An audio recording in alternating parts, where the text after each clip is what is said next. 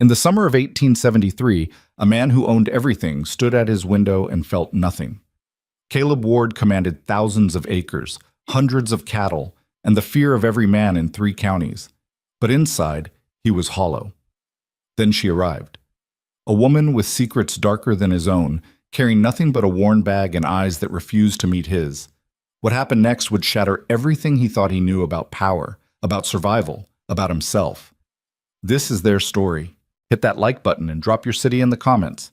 I want to see how far this tale travels. Now let's begin. The heat came down like punishment that morning. Caleb Ward stood on the porch of his ranch house, a structure of rough-hewn timber and stone that sprawled across the highest point of land for 50 miles in any direction. From where he stood, he could see his cattle dotting the brown grass like scattered coins, could trace the line of fence posts marching toward the horizon, could count the dust trails of his men working the far pastures. Everything visible belonged to him. Every animal, every blade of grass, every drop of water in the creek that wound through the valley below. He owned it all, and he felt like a dead man. The whiskey in his hand had gone warm. He'd been holding it since dawn, hadn't taken a sip. Couldn't remember pouring it, actually. That was happening more often lately, whole stretches of time passing like water through his fingers, leaving nothing behind but a vague awareness that hours had disappeared somewhere he couldn't follow. 42 years old. 15 years running this ranch. 10 years since Martha died, giving birth to a son who didn't draw a single breath. 10 years of silence so complete it had become its own kind of noise, a ringing in his ears that never stopped. He threw the whiskey into the dirt and watched it make a dark stain that would be gone in minutes under this sun. Boss? Caleb didn't turn. He recognized the voice. Tom Ridley, his foreman. Good man. Reliable. Been with him 8 years and still kept his distance, which Caleb appreciated. Most of the hands knew better than to approach unless necessary. Those who didn't learn quickly or didn't last long. What? Woman here looking for work. Caleb finally turned. Tom stood at the bottom of the porch steps, hat in his hands, squinting up against the glare.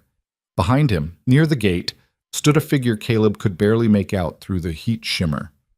We're not hiring. I told her that. She won't leave. Then make her leave. Tom shifted his weight, uncomfortable. She's been standing there since before sunrise, boss. No horse. Walked here, looks like. Carrying nothing but a bag. He paused. She's not asking for much. Says she can cook, clean, mend. Says she'll work for room and board. I said we're not hiring. I know what you said, but... Tom stopped, choosing his words. Something about her. Figured you should see for yourself before I send her off. Caleb stared at his foreman. In 8 years, Tom Ridley had never pushed back on a direct order. Not once. You going soft, Tom? No, sir. Then why are you still standing here? Tom met his eyes, which was another thing he rarely did. Because that woman walked through country that would kill most men. Walked it alone. And she's still standing there waiting, even though she knows the answer is probably no. That's not soft, boss. That's something else. Caleb felt a flicker of something that might have been curiosity, might have been irritation. Hard to tell the difference anymore. 5 minutes, he said. Tom nodded and headed back toward the gate. Caleb descended the porch steps slowly, his boots kicking up small clouds of dust with each footfall. The sun hammered down on his shoulders. Even this early, the temperature was climbing toward unbearable. Another week and the creek would start running low. Another month and they'd be hauling water from the deep wells, rationing it out to keep the cattle from dying. As he got closer, the figure by the gate resolved into a woman. Young, maybe 25, maybe 30. Hard to tell. The sun aged people fast out here, carved lines around their eyes and mouths that made them look older than they were. She wore a plain dress, faded from brown to something close to gray, with long sleeves despite the heat. Her hair was pulled back severe and tight, almost punishing. She held a canvas bag with both hands, clutching it against her stomach like it might try to escape. But it was her face that stopped him, not because she was beautiful, though she might have been once, under different circumstances. What stopped him was the absence in her eyes, that flat, distant look of someone who'd learned not to expect anything, not to hope for anything, not to feel anything that might hurt later. He knew that look, saw it in his shaving mirror every morning. "I'm Caleb Ward," he said. She didn't extend her hand, didn't smile, just stood there, holding her bag. Lydia Hale. Her voice was quiet, but steady. Not timid. There was a difference. Timid people trembled. This woman simply conserved everything, including the volume of her words. "Tom says you want work." "Yes, sir." "Doing what?" "Whatever needs doing. I can cook, clean, mend clothes, tend a garden. I'm strong enough for heavier work if that's what you need." Caleb crossed his arms. "Where you coming from?" A pause. Brief, but noticeable. "East." "That's not specific." "No, sir, it isn't." He waited for her to elaborate. She didn't. Just stood there, meeting his eyes for exactly 1 second before dropping her gaze back to the ground at his feet. "You running from something?" "We're all running from something, Mr. Ward." It was the first thing she'd said that carried any weight, any personality, and it caught him off guard, the simple truth of it. "You have people? Family?" "No, sir." "References? Anyone can vouch for you?" "No, sir." "So you're asking me to hire a complete stranger with no references, no history, nothing but your word that you can do what you say you can do?" "Yes, sir." "That's a lot of trust to ask from a man you don't know." For the first time, something flickered across her face. Not quite a smile, not quite sadness, something in between. "I suppose it is," she said. "But you're the one with everything to lose. I've got nothing but this bag and the clothes I'm wearing. So really, who's taking the bigger risk here?" Caleb almost laughed. Almost. It had been so long since anything struck him as even remotely amusing that the impulse felt foreign, like a language he'd forgotten how to speak. "You always this forward?" "No, sir. Just honest when I need to be." He studied her for a long moment. The sun was fully up now, turning the world into a furnace. Sweat ran down his spine. The woman didn't move, didn't wipe the moisture from her forehead, didn't shift her weight or show any sign of discomfort. She just waited. Tom was right. There was something else here, something Caleb couldn't quite name. "You'll work for room and board," he said. "No pay for the first month. After that, we'll see. You'll have the small cabin behind the main house. Used to be the cook's quarters before he moved to town. It's got a bed, a stove, nothing fancy. You'll cook 3 meals a day for me and whatever hands are close enough to come in for food. You'll keep the main house clean. Laundry once a week. Garden if you can make anything grow in this heat. If you steal from me, I'll have the sheriff on you before sunset. If you cause problems with my men, you're gone. If you can't do the work, you're gone. Understood?" "Yes, sir." "When can you start?" "Now, if you'll have me." He nodded toward Tom. "Ridley will show you the cabin. Get settled. Dinner's at 6. Don't be late." He turned and walked back toward the house without waiting for her response. Behind him, he heard Tom's voice, low and instructive, leading her away. Inside, the house was cooler, but not by much. The thick walls held off the worst of the heat, but by afternoon the place would be like an oven. Caleb poured himself another whiskey, this time drinking it. The burn felt good, felt real, a reminder that he could still feel something, even if it was just pain. What the hell was he doing, hiring a woman he knew nothing about? Tom had been right. She could be running from the law, from a husband, from debts or crimes or any number of things that would bring trouble to his doorstep. The smart thing would have been to send her on her way, give her a canteen of water, and wish her luck. But he hadn't, because when she'd looked at him with those empty eyes, he'd seen himself. And maybe, somewhere in the ruined landscape of his heart, there was still enough human left to recognize another survivor when he saw one. Gick. The cabin Tom showed her to was exactly what Caleb had promised. Nothing fancy. 1 room with a narrow bed, a potbelly stove, a table with 2 chairs, and a window that looked out toward the main house. The walls were rough wood, the floor packed dirt covered with a few threadbare rugs. But it was clean, and it was hers. Lydia set her bag on the table and sat down on the bed. The ropes beneath the thin mattress creaked under her weight. For the first time in 6 days, she let herself stop moving. Her feet were bleeding inside her boots. She could feel the wetness, the sting. She'd wrapped them as best she could 2 days ago when the blisters burst. But that had been 2 days, and at least 40 miles ago. Tomorrow she'd need to tend to them properly or risk infection. Tomorrow. The word felt strange. It implied a future. It implied staying. She looked around the cabin again, at the simple, solid walls, at the door with its iron latch, at the window with its view of the ranch house. Caleb Ward was exactly what she'd expected. Hard, distant, suspicious. A man who'd built walls so high even he couldn't see over them anymore. But he'd said yes. Despite every reason to say no, he'd said yes. That would have to be enough. Lydia stood, wincing as her feet protested, and walked to the window. From here she could see the porch where Caleb Ward had stood earlier. The space was empty now, but she'd seen the way he held himself, the way he moved, like a man carrying weight no one else could see, like a man who'd learned to function despite the pain, not because it had gone away. She understood that, better than he knew. The sun climbed higher. Heat pressed against the cabin walls. Somewhere in the distance, cattle lowed. A horse whinnied. Men's voices drifted on the hot wind, too far away to make out words. Lydia unpacked her bag. It didn't take long. She owned almost nothing. 2 dresses, both as worn as the one she was wearing. A comb with 3 broken teeth. A sewing kit. A small leather-bound book with nothing written inside. She'd bought it in a town she couldn't remember the name of, thinking she might write down her thoughts. But every time she opened it, the blank pages seemed to mock her. What was there to say? What was there to record that wouldn't just be an inventory of loss?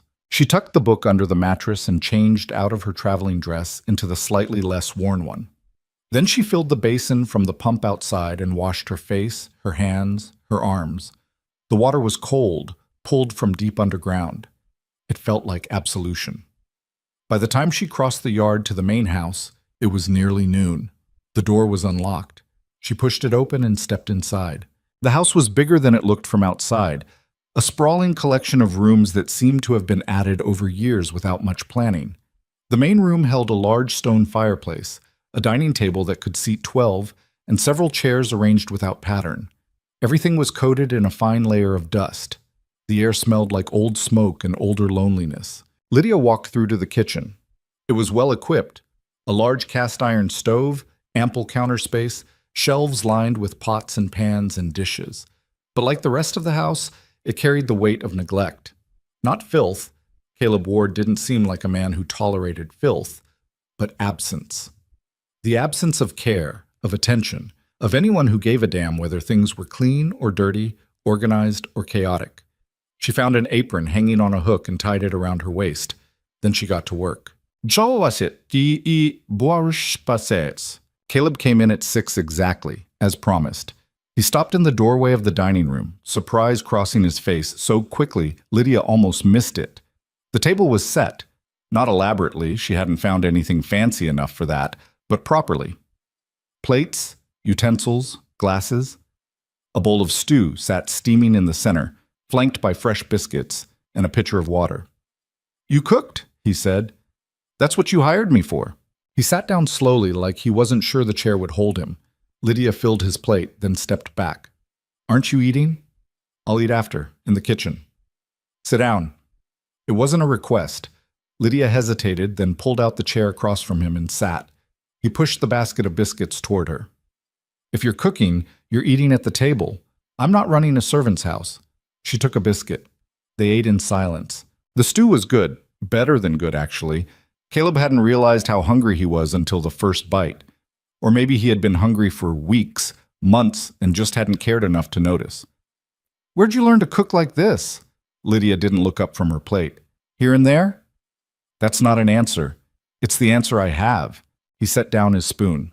"Miss Hale, I appreciate mystery as much as the next man. But if you're going to live here, work here, I need to know something about you. Anything." She was quiet for so long he thought she might not respond at all. Then, still not looking at him, she said, "I learned from my mother.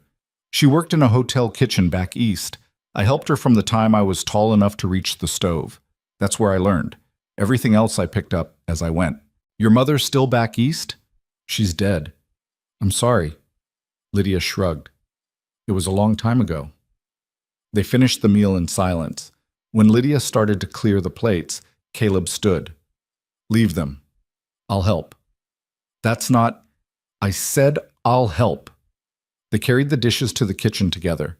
Lydia washed while Caleb dried, both of them moving in careful orbits around each other in the small space. When everything was clean and put away, Caleb hung the towel on its hook. "For breakfast at sunrise," he said. "Dinner at 6. Lunch is whenever you can manage. Most days I'm out with the cattle. If I'm not back by dark, don't wait for me." "Understood." He started toward the door, then stopped. "The cabin comfortable enough?" "More than enough." He nodded. "Good night, Miss Hale."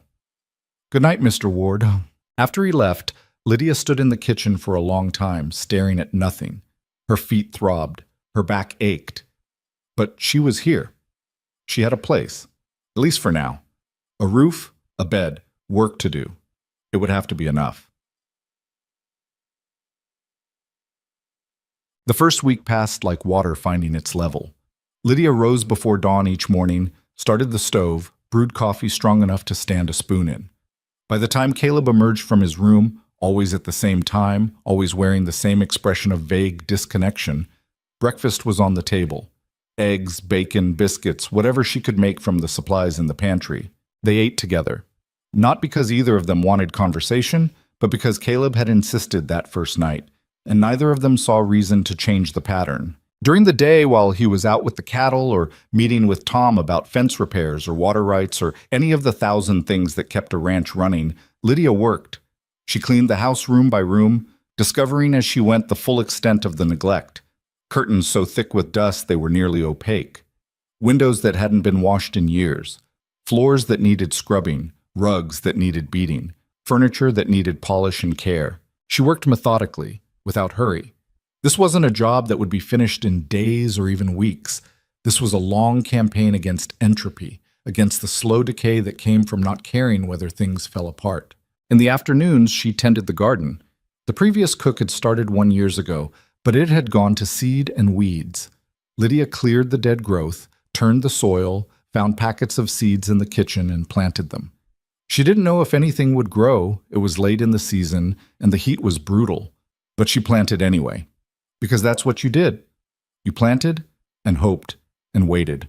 The hands kept their distance. She'd see them sometimes, riding in from the pastures or working near the barn. They'd nod politely, tip their hats, but never approach. Tom Ridley had probably warned them off. Or maybe they just sensed the same thing Caleb had sensed, that Lydia Hale wasn't someone who welcomed questions. By the end of the first week, the main house had begun to transform. Not completely. There was still work to do, but enough that even Caleb noticed. "You've been busy," he said one evening, looking around the dining room. Lydia set his plate down. "That's what you hired me for." "I hired you to cook and clean. You're doing that and then some." She didn't respond. What was there to say? That she needed the work, needed to stay busy, needed to fall into bed each night so exhausted she couldn't think? That thinking led to remembering, and remembering led to places she couldn't afford to go? Caleb studied her for a moment, then let it drop. He was good at that, reading when to push and when to let things be. It was a skill you developed when you spent most of your time alone. The second week brought complications. On Tuesday, one of the hands, a young man named Billy Tucker, who couldn't have been more than 19, showed up at the kitchen door around midday. Lydia was rolling out dough for pie crust when she heard the knock. "Miss Hale?" She wiped flour from her hands and opened the door. Billy stood there holding his hat, looking nervous. "Mr. Tucker." "Billy, ma'am." "Just Billy." He shifted his weight. I got thrown yesterday. Horse spooked at a snake. Landed hard on my shoulder. Can't really lift my left arm." He held up the arm in question, demonstrating its limited range of motion. "Got a shirt that needs mending. Buttons came off when I hit the ground. Was wondering if it's not too much trouble." "Give it here." Relief flooded his face. "Thank you, ma'am. I really appreciate—" "Billy?" "Ma'am?" "I'll mend your shirt. But this isn't a regular service. You need mending, you do it yourself, or you ask one of the other hands. Understood?" "Yes, ma'am. It's just, with my shoulder, I understand. This time, I'll help. Next time, figure it out." She took the shirt and closed the door before he could thank her again. But word spread, as it always did in close quarters. By Thursday, she had 3 more shirts waiting on the cabin porch, left there by hands too shy or too smart to ask directly. Lydia mended them all, because what else was she going to do with her evenings? They could learn to fix their own damn clothes. The message got through. The shirts stopped appearing. Friday brought a different kind of complication. Lydia was in the kitchen preparing dinner when Caleb came in earlier than usual. She heard the front door, heard his boots in the hallway, but instead of going to his room to wash up like he usually did, he came straight to the kitchen. She looked up from the vegetables she was chopping. He was bleeding. Not badly, just a gash across his forearm, already wrapped in a bandana that was doing a poor job of containing the blood. "You should see that tended," she said. "It's fine." "It's not fine. Sit down." "Miss Hale." "Mr. Ward, sit down before you bleed all over my clean floor." Something flickered in his eyes. Surprise, maybe amusement. He sat. Lydia pumped water into a basin, grabbed clean cloth from the drawer where she'd organized the kitchen linens. She unwrapped the bandana carefully. The cut was deep but clean, about 4 inches long. What happened? Barbed wire. Got careless. She washed the wound, her touch efficient but gentle. Caleb watched her face as she worked, noting the concentration there, the competence. Her hands were scarred, small nicks and burns and calluses that spoke of a lifetime of hard work. "This needs stitching," she said. "I'll heal." "It'll heal better with stitches." She looked up, met his eyes. "I can do it if you'll let me." "You know how to stitch a wound?" "I know how to stitch fabric. Can't be that different." He almost smiled. Almost. "It's quite a bit different, actually." "Then ride to town and find a doctor. Or sit still and let me do what I can." He sat still. Lydia threaded a needle, held it over a flame to sterilize it. She'd stitched wounds before, not many, but enough. Her hands were steady as she made the first pass. Caleb didn't flinch, didn't make a sound, just watched her work with that same distant expression he wore most of the time. "You're good at this," he said after the third stitch. "I'm adequate." "Where'd you learn?" "Here and there." That's still not an answer. She finished the final stitch, tied it off, cut the thread. "I had a friend once. She worked at a hospital, cleaning and doing whatever they needed. Sometimes she'd help with stitching when the nurses were overwhelmed. She taught me the basics." Lydia wrapped his arm in clean cloth, tied it securely. "Keep it dry for a few days. Change the bandage daily. If it starts to smell or you get a fever, find a real doctor." "Thank you." She started to turn away, but Caleb caught her wrist. Not hard, just enough to stop her. "Who are you running from, Lydia?" The use of her first name startled her more than the question. He'd been calling her Miss Hale for 2 weeks. The shift felt significant. She pulled her wrist free gently. "I'm not running anymore, Mr. Ward. I'm here." "That's not what I asked." "It's the only answer I'm going to give." They stood there in the kitchen, the evening light coming through the window, turning everything amber and gold. Outside, the wind picked up, carrying the smell of dust and cattle and the approaching night. Finally, Caleb nodded. "Fair enough." He left her there and went to wash up for dinner. That night, Lydia lay awake in her cabin, staring at the ceiling. Her feet had healed, mostly. The blisters were gone, replaced by new calluses that would serve her better. The ache in her back had faded. Her body was adjusting to the work, growing stronger. But the other pain, the one she couldn't name, couldn't locate, couldn't heal, that remained. She thought about Caleb's question. "Who are you running from?" The answer was everyone. Everything. A husband who'd used his fists more than his words. A town that had looked the other way. A law that didn't protect women who fought back, only punished them when they finally did. She'd killed him. Not on purpose, but did that matter? He'd come home drunk, same as 100 times before. Started in on her, same as always. But this time, when he'd shoved her against the stove, she'd grabbed the pan.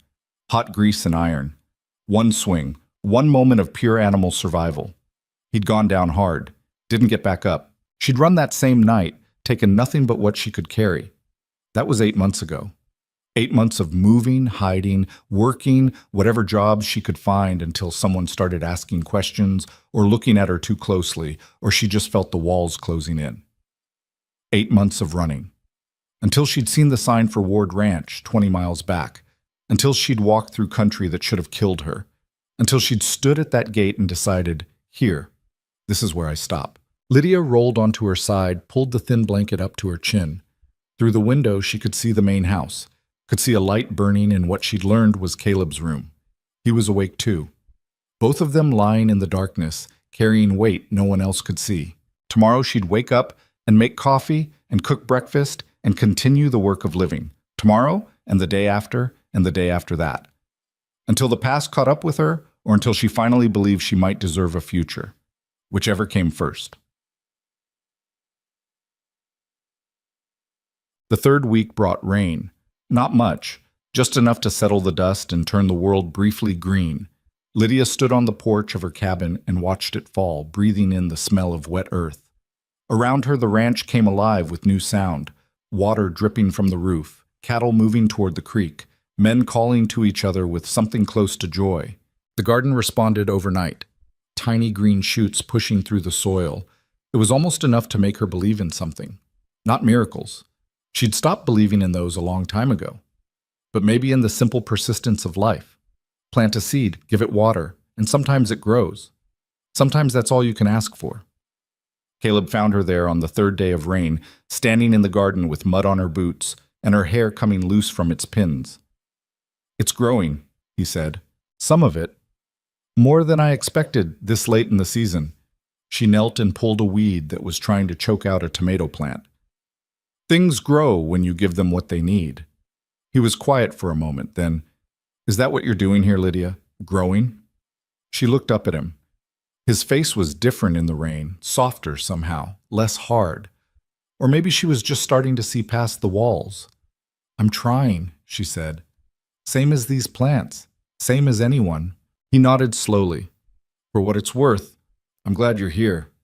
It was the first personal thing he'd said to her, the first acknowledgement that she was more than hired help, more than just another set of hands.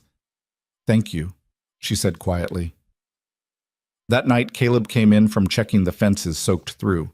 Lydia had hot coffee waiting and towels and a fire in the hearth even though it wasn't that cold. He stood dripping in the doorway, and for the first time since she'd arrived, he smiled. Actually smiled. "You're going to ruin my floors with all that water," she said. "Your floors?" "I cleaned them. That makes them mine." He laughed. It was a rusty sound, like something that hadn't been used in years and wasn't sure it still worked. But it was genuine. "My apologies, Miss Hale. I'll be more careful with your floors." He went to change, and Lydia stood in the kitchen, a strange warmth spreading through her chest. It took her a moment to recognize the feeling. Hope. She'd almost forgotten what it felt like. But by the end of the third week, a routine had established itself. Not just the daily patterns of meals and work, but something deeper. An understanding. Caleb stopped asking questions about her past. Lydia stopped flinching every time a rider approached. They existed in the present together, two people who'd learned that sometimes survival meant not looking back. But survival wasn't the same as living. And both of them were starting to realize that. One evening, after dinner, Caleb didn't retreat to his room like usual. Instead, he sat in one of the chairs by the hearth and pulled out a book. Lydia was washing dishes. She could see him through the doorway, see the way the firelight caught his features. He looked tired, bone-tired, the kind of tired that came from years of carrying weight alone. She finished the dishes, dried her hands, and almost went back to her cabin. Almost. But something made her stop in the doorway. "Can I ask you something, Mr. Ward?" He looked up. "Caleb. You can call me Caleb." "Can I ask you something, Caleb?" "You can ask. Can't promise I'll answer." "Fair enough." She leaned against the doorframe. "Why'd you hire me? Really? Tom said you weren't looking for help. You could have sent me away." He closed the book, keeping one finger between the pages to mark his place. "I don't know," he said honestly. "Or maybe I do, and I don't want to admit it." "What would you be admitting? That I was lonely? That this house was starting to feel like a tomb? That when I looked at you standing by that gate, I saw someone who understood what it meant to keep going even when there's no good reason to?" He paused. "Is that answer enough?" Lydia felt something shift in her chest. "Yes," she said quietly. "That's enough." She turned to go, but this time it was Caleb who stopped her. "Lydia." She looked back. "Why'd you stay? You could have moved on, found work somewhere else, somewhere with more people, more life. Why here?" She thought about lying. Thought about giving him the easy answer, but he'd given her the truth, so she owed him the same. Because I was tired of running, she said. And because when you looked at me that first day, you didn't see a victim or a charity case or someone to be pitied. You just saw someone who was tired, same as you. And that was the first time in a long time anyone had seen me at all. They stood there, on opposite sides of the room, the fire crackling between them. Two people who'd been alone so long they'd forgotten what it felt like to be seen. Good night, Lydia. Good night, Caleb. She went back to her cabin. But this time, when she lay down to sleep, the darkness didn't feel quite so heavy. Outside, the rain continued to fall. And in the garden, things grew. The rain stopped after 5 days, leaving behind a world temporarily fooled into thinking it might survive the summer. Lydia worked the garden in the early mornings now, before the heat became unbearable. The tomato plants had tripled in size, their leaves dark green and healthy. Squash vines crawled across the ground. Even the beans she'd planted on a whim were climbing the stakes she'd driven into the soil. She was checking the irrigation channels she'd dug when she heard the horse approaching. Her hand stilled on the shovel. Old instincts kicked in, the same ones that had kept her alive for 8 months on the run. She looked up slowly, cataloging exits, calculating distances. But it was just Tom Ridley, riding in from the north pasture. He dismounted near the garden fence, taking off his hat to wipe the sweat from his forehead. "Morning, Miss Hale." "Mr. Ridley." "Tom, please." Mr. Ridley was my father, and he was an ornery bastard I'd rather not be reminded of. He smiled when he said it, the kind of smile that suggested the memory had lost its sting years ago. Lydia set down the shovel. "What can I do for you, Tom?" "Actually, I came to ask if you'd do me a favor. Got a crew coming in from the southern range tomorrow. 6 men been out for 2 weeks fixing fence line. They'll be hungry, tired, probably meaner than rattlesnakes. Was hoping you might cook up something special. Boss already approved the expense for extra supplies." "How special are we talking?" "Whatever you think is right. I trust your judgment." He paused. "The men, they've been talking. About your cooking. Word is you can make boot leather taste like Sunday supper." "That's an exaggeration." "Maybe, but I've eaten your biscuits, Miss Hale. If those are what you consider ordinary, I'm real curious what you consider special."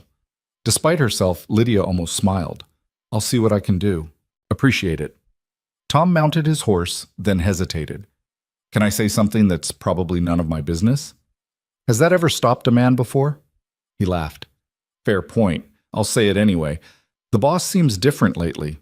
Less, I don't know, less like he's waiting for something to kill him. And I think that's got something to do with you being here." Lydia didn't know what to say to that, so she said nothing. Tom nodded like he understood. "Anyway, thanks for doing this for the men. It matters more than you might think." After he left, Lydia stood in the garden for a long time, staring at nothing.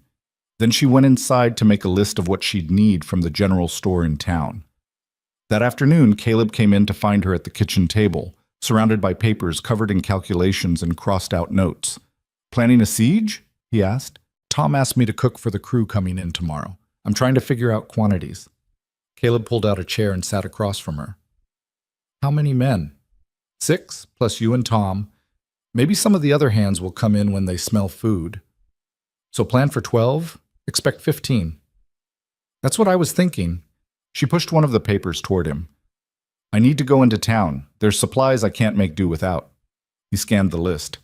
"This is ambitious. You want me to scale it back?" "No, I want to take you into town myself. Make sure you get everything you need." Lydia looked up sharply. "That's not necessary. I can handle it." "I'm sure you can, but some of these storekeepers are difficult and you're new. They might try to overcharge or give you inferior goods. If I'm there, they'll think twice." "I can handle difficult men." Something flickered across his face. "I don't doubt it, but let me help anyway." She wanted to refuse.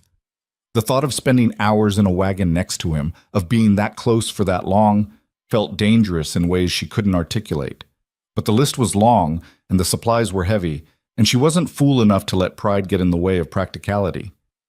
"Tomorrow morning?" she asked. "First light. It's a 2-hour ride each way. We'll want to beat the worst of the heat." They left just after dawn, the wagon rattling over the rough road that led to town. Caleb handled the reins with easy competence, His shoulders relaxed in a way they never were around the ranch. Lydia sat beside him, watching the landscape roll past. "You ever been to Blackwell?" he asked. "No, I came from the east, remember? This is the farthest west I've been." "It's not much. General store, saloon, church, sheriff's office. Maybe 200 people if you count the outlying farms. Sounds like every other town in Texas." "Pretty much." He was quiet for a moment. "How many towns you been through, Lydia?" "Enough." "That's not an answer." "It's the only one I'm giving." He smiled slightly. "You know, most people would have given up on you by now. All those non-answers, all that deflection. So why haven't you?" "Because I recognize the strategy. I've been using it myself for 10 years. The honesty caught her off guard. She turned to look at him, really look at him. In the morning light, she could see the lines around his eyes, the gray threading through his hair at the temples. He was a good-looking man, she supposed, if you liked the weathered type. But it was more than that. There was something in the set of his jaw, the steadiness of his hands on the reins, that spoke of reliability, of strength that didn't need to prove itself. "What are you hiding from?" she asked quietly. "Same as you, the past." "That's vague. Isn't it just?" He glanced at her, and this time there was actual amusement in his eyes. Seems we're both good at giving non-answers. They rode in silence for a while. The sun climbed higher. Heat began to press down on them, though it wasn't yet unbearable. "I had a wife," Caleb said suddenly. "Martha. We met in Austin. I was young, stupid, thought I knew everything. She was beautiful and kind, and saw something in me I'm still not sure existed. We married within 6 months." Lydia waited. She could sense there was more, and that he needed to say it. "We came out here, built the ranch from nothing. Those were good years. Hard, but good. She wanted children. I did too, though I was scared of it in ways I couldn't admit." He paused. "She got pregnant after 5 years of trying. We were both so happy, terrified but happy." The silence stretched. Lydia could feel the weight of what was coming. Something went wrong during the birth. The doctor from town, he tried everything, but Martha, she... Caleb's voice roughened. "She died. And the baby, a son, he never even cried, never drew a single breath." "I'm sorry," Lydia said softly. "That was 10 years ago. I buried them both on the hill behind the house, under the oak tree. And I've been going through the motions ever since, just existing, not living, just persisting. Until now?" He looked at her. "Until now." The town appeared on the horizon, a cluster of buildings wavering in the heat shimmer. Caleb guided the wagon down the main street, such as it was, and stopped in front of the general store. Inside, the proprietor, a thin man with spectacles and suspicious eyes, looked up from his ledger. "Mr. Ward, wasn't expecting you today." "Need supplies, Henry. This is Miss Hale. She works at the ranch." Henry's gaze flicked to Lydia, cataloging her worn dress and work-rough hands. "Ma'am." Lydia handed him the list. He read it, his eyebrows climbing higher with each item. "This is quite a order. Can you fill it or not?" Caleb's voice was mild, but there was steel underneath. "Oh, I can fill it. Just gonna take some time to gather everything. We'll wait." While Henry bustled around the store, Lydia wandered the aisles. It had been months since she'd been in a proper general store. The abundance was almost overwhelming. Bolts of fabric, farming tools, canned goods, medicines. Things she'd taken for granted once, before her life had narrowed to what she could carry. She stopped in front of a display of ribbons. Foolish things, ribbons. Completely impractical. But there was one in deep blue, the color of twilight, and she found herself reaching for it before she could stop herself. "You should get it." She turned. Caleb had come up behind her, quiet as a cat. "It's frivolous." "So? You're allowed frivolous things." "I can't afford..." "It's not coming out of your wages. Consider it a bonus for putting up with me for a month." She wanted to argue, but the way he was looking at her, open, earnest, without a trace of pity, made her throat tight. "Thank you," she managed. By the time they loaded the wagon, it was nearly noon. The heat was brutal now, the sun directly overhead. They stopped at the small cafe near the edge of town, more a shack than a restaurant, and ate lunch under a cottonwood tree that provided minimal shade. "This food is terrible," Lydia said after the first bite of her sandwich. Truly awful, Caleb agreed. Makes me appreciate your cooking even more. That's a low bar. Maybe, but you clear it by a mile. On the ride back, Lydia found herself relaxing in a way she hadn't in months. Maybe it was the rhythm of the wagon, or the steady presence of Caleb beside her, or just the simple fact that she'd made it through a day in town without anyone asking questions she couldn't answer. Whatever the reason, the knot of tension she'd been carrying since she arrived at the ranch began to loosen. "Can I ask you something?" Caleb said as they crested a hill that gave them a view of the ranch in the valley below. "You can ask. That first day when you walked up to the gate, what made you decide to stop here? Of all the places you could have gone, why my ranch?" Lydia was quiet for a long moment. Then, "I saw smoke from your chimney the night before I arrived.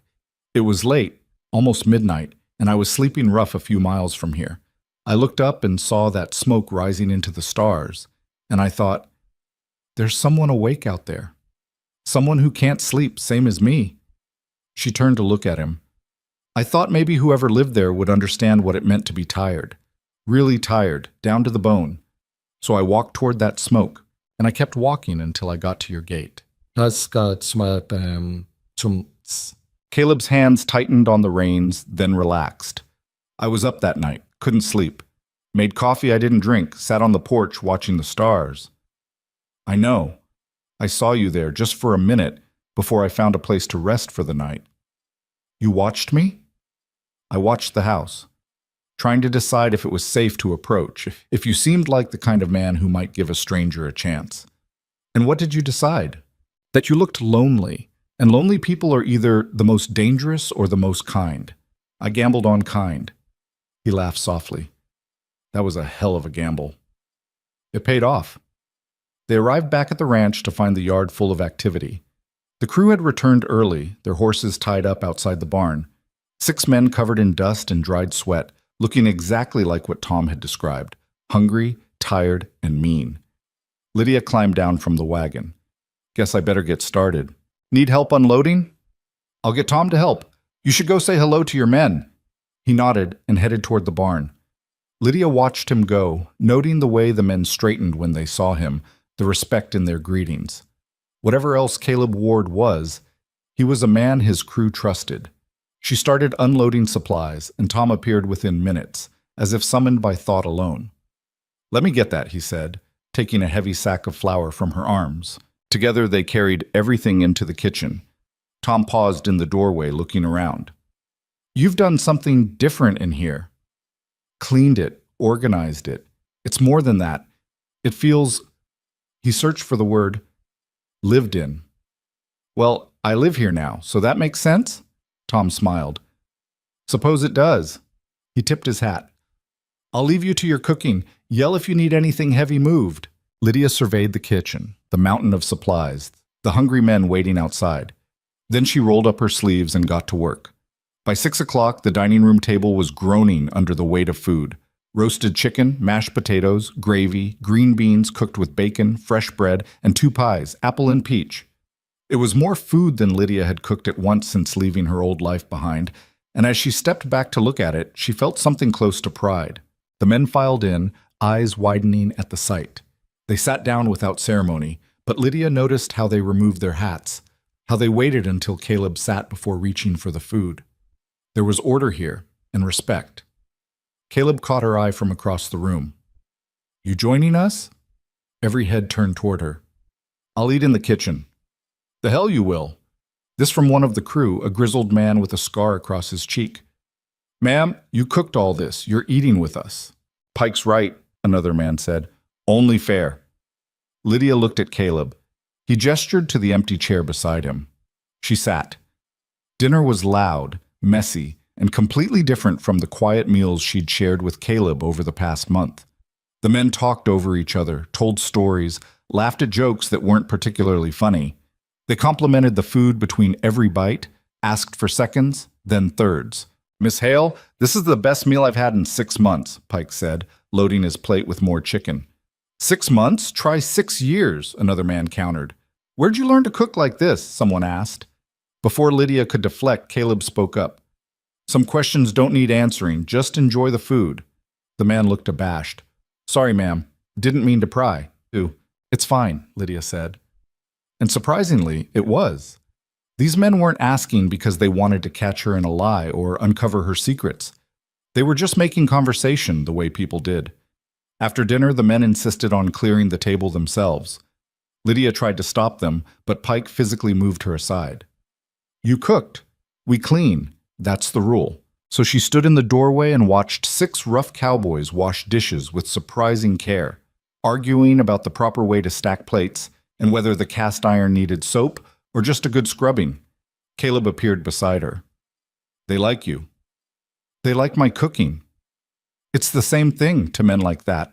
After the crew left, heading back to the bunkhouse, the house fell quiet again. Caleb helped Lydia finish the last of the cleanup, the two of them moving around each other with the ease of people who'd learned each other's rhythms. Thank you, he said as she hung up the dish towel. For today, all of it. You paid for the supplies. That's not what I'm thanking you for. She looked at him, this man who'd given her shelter when he had no reason to, who asked questions but accepted non-answers, who saw her as a person instead of a problem. You're welcome, she said quietly. That night, lying in her cabin, Lydia thought about the blue ribbon currently tucked in her drawer, about Caleb's story of loss, about the easy way the crew had accepted her at the table. Small things, all of them, but they added up to something. She fell asleep wondering if that something might be the beginning of belonging. The next week brought the kind of heat that made men and animals alike seek shade and stillness. Work on the ranch slowed to what was absolutely necessary. The cattle clustered near the creek. The horses stood in the barn, too hot to even swish their tails at flies. Lydia adapted her routine. She rose even earlier now, getting the heavy work done before the sun climbed high. Afternoons she spent in the relative cool of the house, mending or planning meals or just sitting still and trying not to move.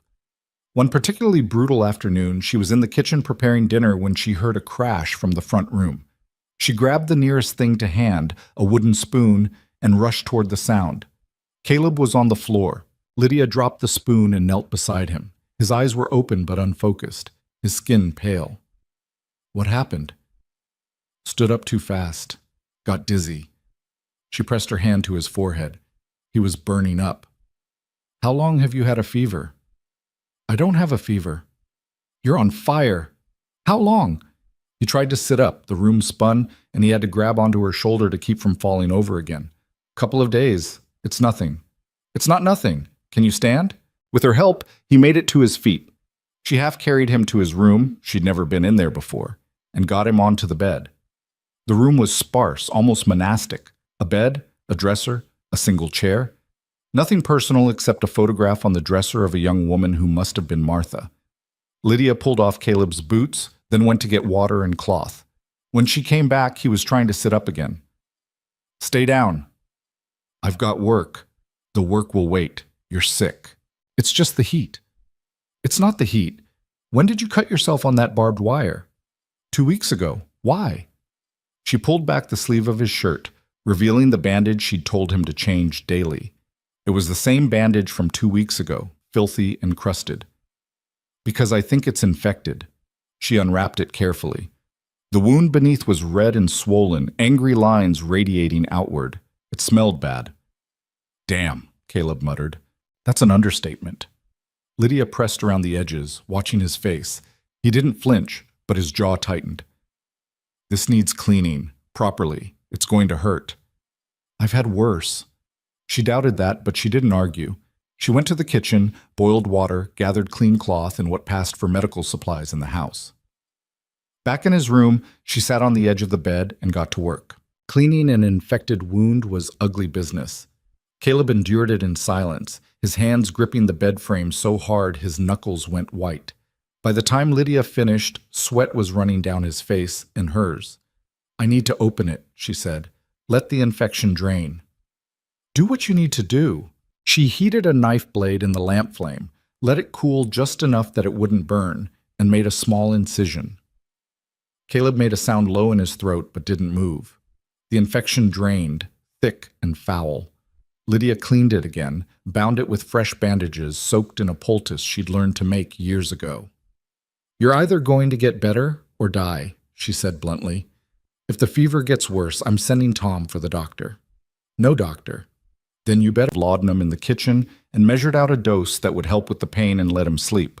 Within an hour, he was unconscious. Lydia pulled the chair close to the bed and sat down. She told herself she was just keeping watch, making sure the fever didn't spike. But the truth was simpler and more complicated than that. She didn't want him to be alone. The night stretched long. Lydia dozed in the chair, waking every time Caleb moved or made a sound. Twice she changed the cloth on his forehead when it got too warm. Once she had to hold him down when the fever made him restless, talking to people who weren't there. "Martha," he said at one point, his voice cracking. "Martha, I'm sorry. I'm so sorry." Lydia took his hand. "Shh. It's all right. You're all right." Toward dawn, the fever broke. Caleb opened his eyes, clear for the first time in hours. "Lydia?" "I'm here." He looked at her, really looked at her, taking in the chair she'd pulled close, the exhaustion on her face, the fact that she'd stayed. "You didn't have to do this. I know. Why did you?" She could have deflected, could have made it about duty or wages or simple human decency. But he'd given her honesty in the wagon, and she owed him the same. "Because the thought of you suffering alone made my chest hurt," she said quietly. "And I'm tired of people suffering alone." Something shifted in his expression. Before she could analyze it, he squeezed her hand. "Thank you. Get some sleep, real sleep this time." She tried to pull her hand away, but he held on. "Stay," he said. "Please." So she stayed, sitting in that uncomfortable chair as dawn light crept through the window, her hand in his, until he fell into genuine, healing sleep. When Tom came looking for Caleb that morning and found Lydia asleep in the chair beside his bed, he backed out quietly and told the men the boss was taking a sick day. It was the first sick day Caleb Ward had taken in 10 years, and the crew accepted it without question. Some things, they understood, were worth protecting. Caleb recovered slowly, fighting it the whole way. By the third day, he was insisting he could work. Lydia blocked the bedroom door with her body, arms crossed. "You're not going anywhere. I've got cattle to check, fences that need... Tom has it handled. He's been running this ranch for 8 years. He can manage another few days." "That's not the point." "Then what is the point?" Caleb sat on the edge of the bed, frustrated and pale. "The point is I don't need to be coddled like an invalid. You had an infection that nearly killed you. You need rest.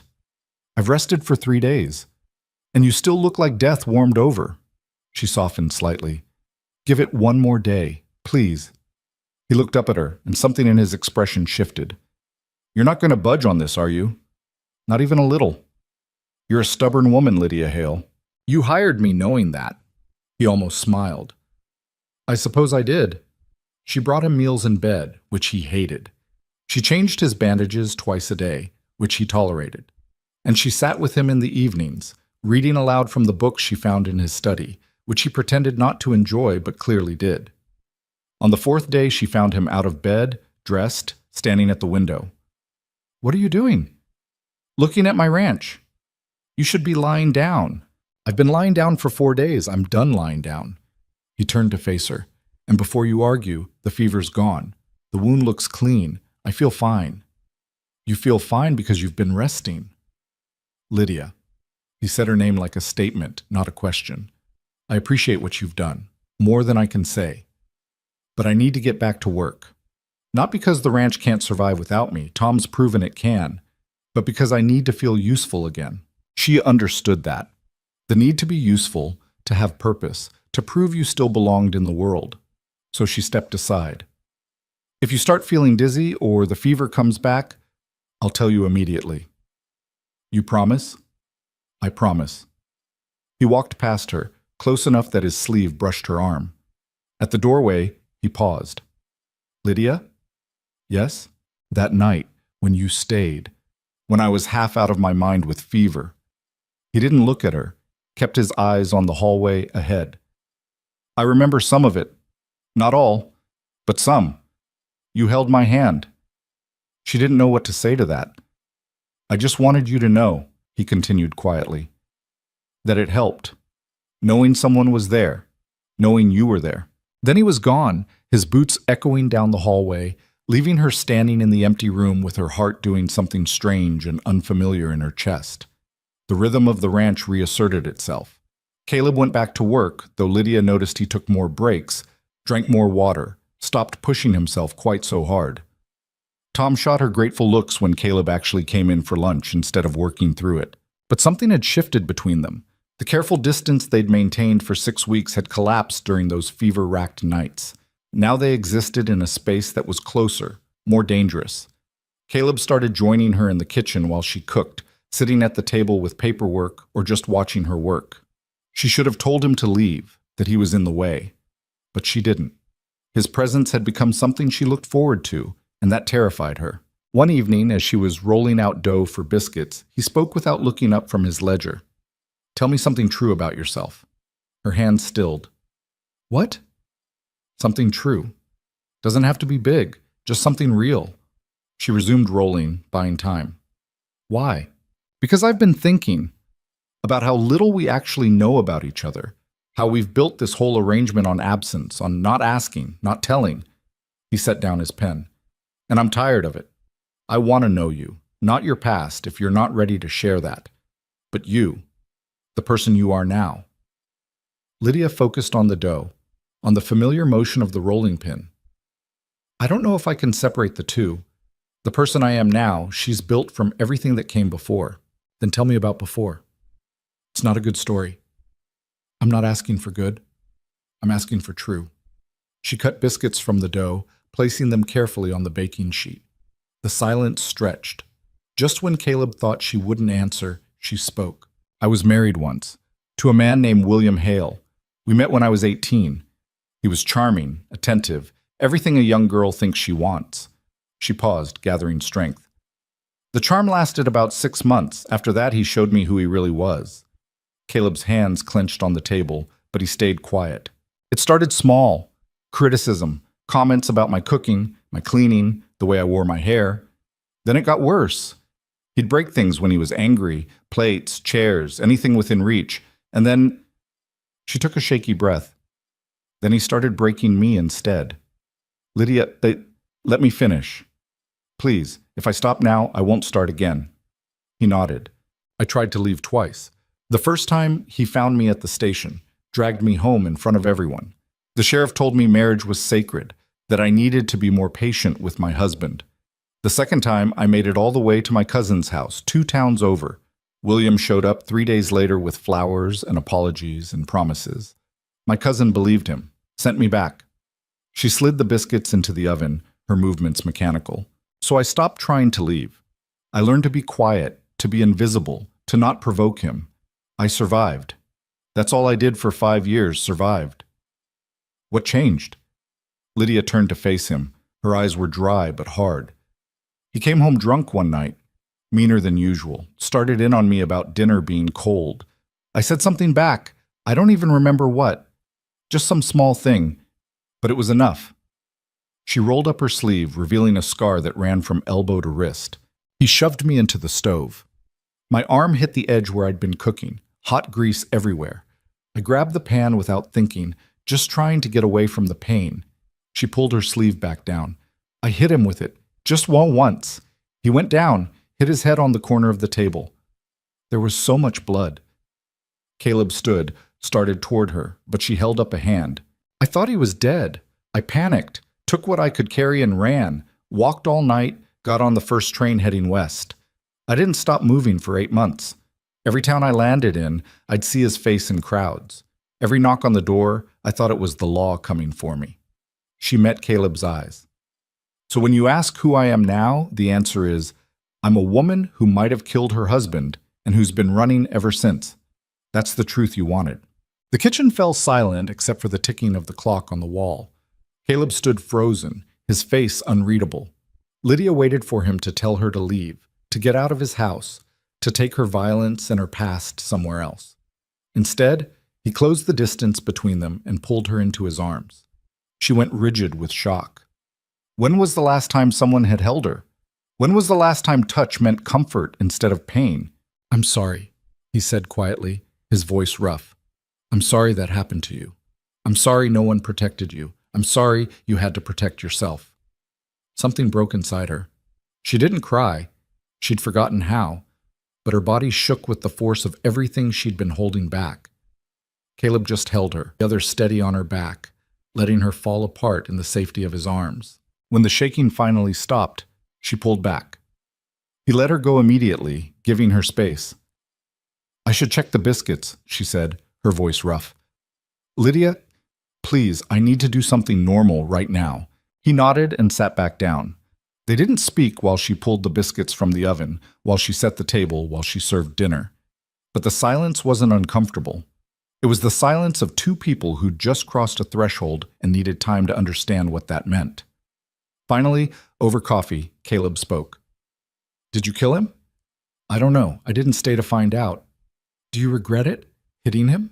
She thought about lying, thought about giving him the answer he might want to hear, but he'd asked for truth, so she gave it. "No. I regret that I didn't do it sooner. I regret all the times I took his fists without fighting back. I regret believing anyone who told me it was my fault, my failing, my cross to bear." She looked at him steadily. "But I don't regret fighting back when I finally did, even if it made me a murderer." "It doesn't." "You don't know that." "Yes, I do. Defending yourself from someone who's trying to hurt you, that's not murder. That's survival. The law might not agree. Then the law is wrong." He reached across the table, palm up. An invitation, not a demand. "You're not a murderer, Lydia. You're a survivor, and you're safe here. Whatever comes looking for you, law, husband, past, it goes through me first." She stared at his hand, at the calluses, the scars, the simple offer of support. Slowly, she placed her hand in his. "Why are you doing this?" "Because you stayed with me when I was sick. Because you've brought life back to this house. Because when I look at you, I see someone who understands what it means to keep going when everything inside you wants to quit." He squeezed her hand gently. "And because I care about you. More than I probably should." Her heart stuttered. "Caleb, you don't have to say anything. I'm not asking for anything. I just needed you to know." They sat there, hands linked across the table, while the candles burned low and the night pressed against the windows. Two broken people who'd found each other in the wilderness and decided, against all reason, that maybe breaking together was better than being whole alone. The next morning, Lydia woke to find a letter had been slid under her cabin door. She picked it up with trembling hands. No name on the envelope, no postmark, just her handwriting on cheap paper. Inside was a single sentence: "We need to talk. Tonight. The fence line at sunset. Come alone." It wasn't signed, but it didn't need to be. She recognized the handwriting. William. Her husband was here.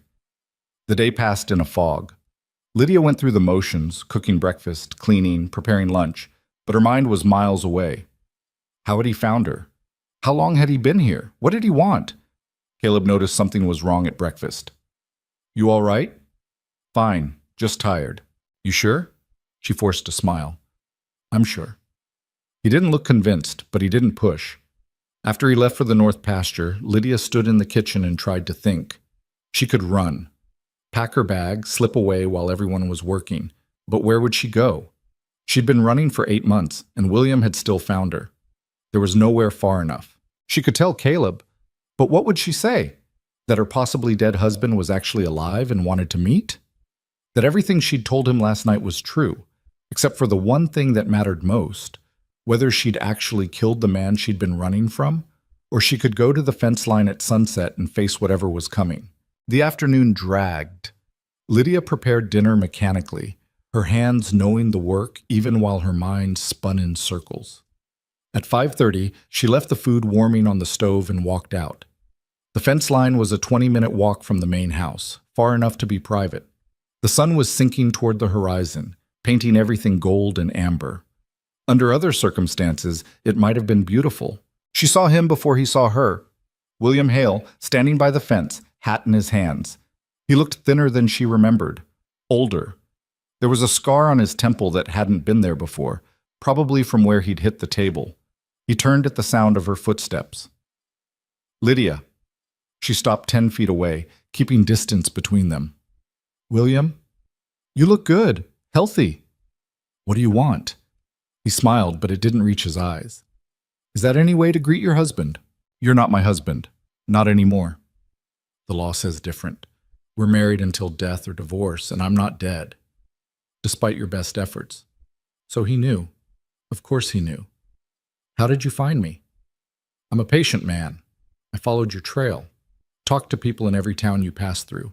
It took time, but I got here eventually. He took a step closer. She took a step back. I just want to talk, Lydia. That's all. So talk. Come back with me. Come home. We can start over. Do things different this time. She almost laughed. You think I would ever go back to you? You're my wife. I was your victim. There's a difference. His expression hardened. You tried to kill me. I defended myself from a man who'd been beating me for 5 years. If you're too stupid to see the difference, that's your failing, not mine. Careful, Lydia. I could go to the sheriff right now. Tell him everything. You'd hang for what you did. Then why haven't you? The question seemed to catch him off guard. He looked away, jaw working. Because despite everything, I still care about you. Because I'm willing to forgive what you did if you come back. Forgive me? The words came out sharp as broken glass. You think I need your forgiveness? For defending myself? For surviving you? You're being unreasonable. No. For the first time in 6 years, I'm being perfectly reasonable.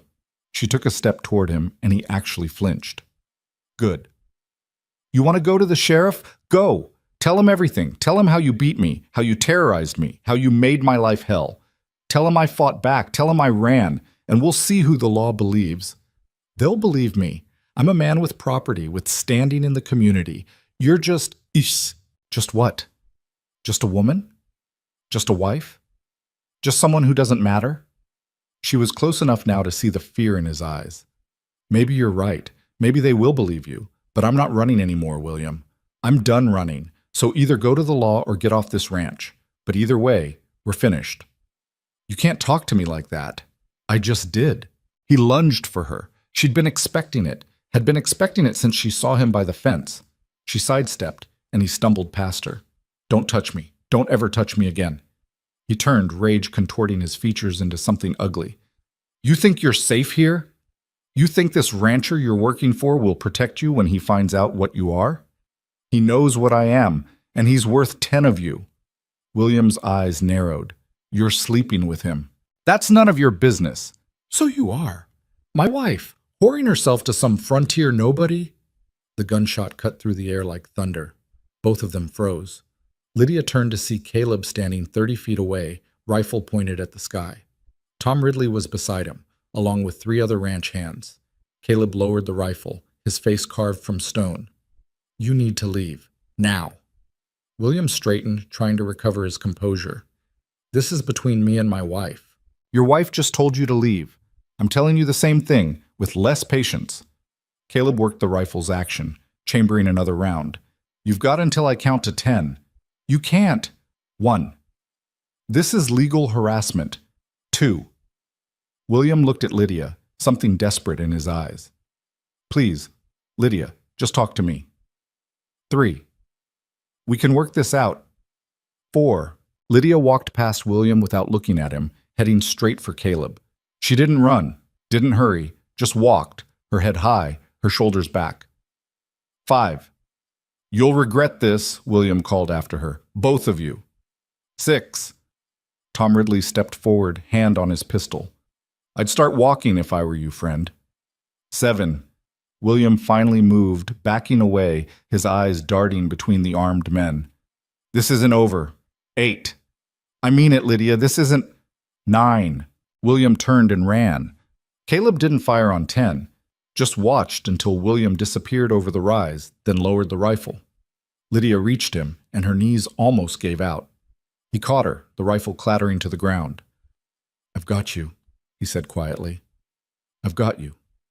Tom cleared his throat. Me and the boys will make sure he leaves the property. Maybe encourage him to keep going. Don't hurt him, Lydia said. Just make sure he's gone. Yes, ma'am. After the men left, Caleb led Lydia back to the house.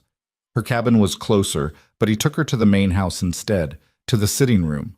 He sat her in the chair by the cold hearth and poured her whiskey. Drink. She did, the burn steadying her. How long were you there? She asked. Long enough. Tom saw you leave the house looking upset. He came to find me.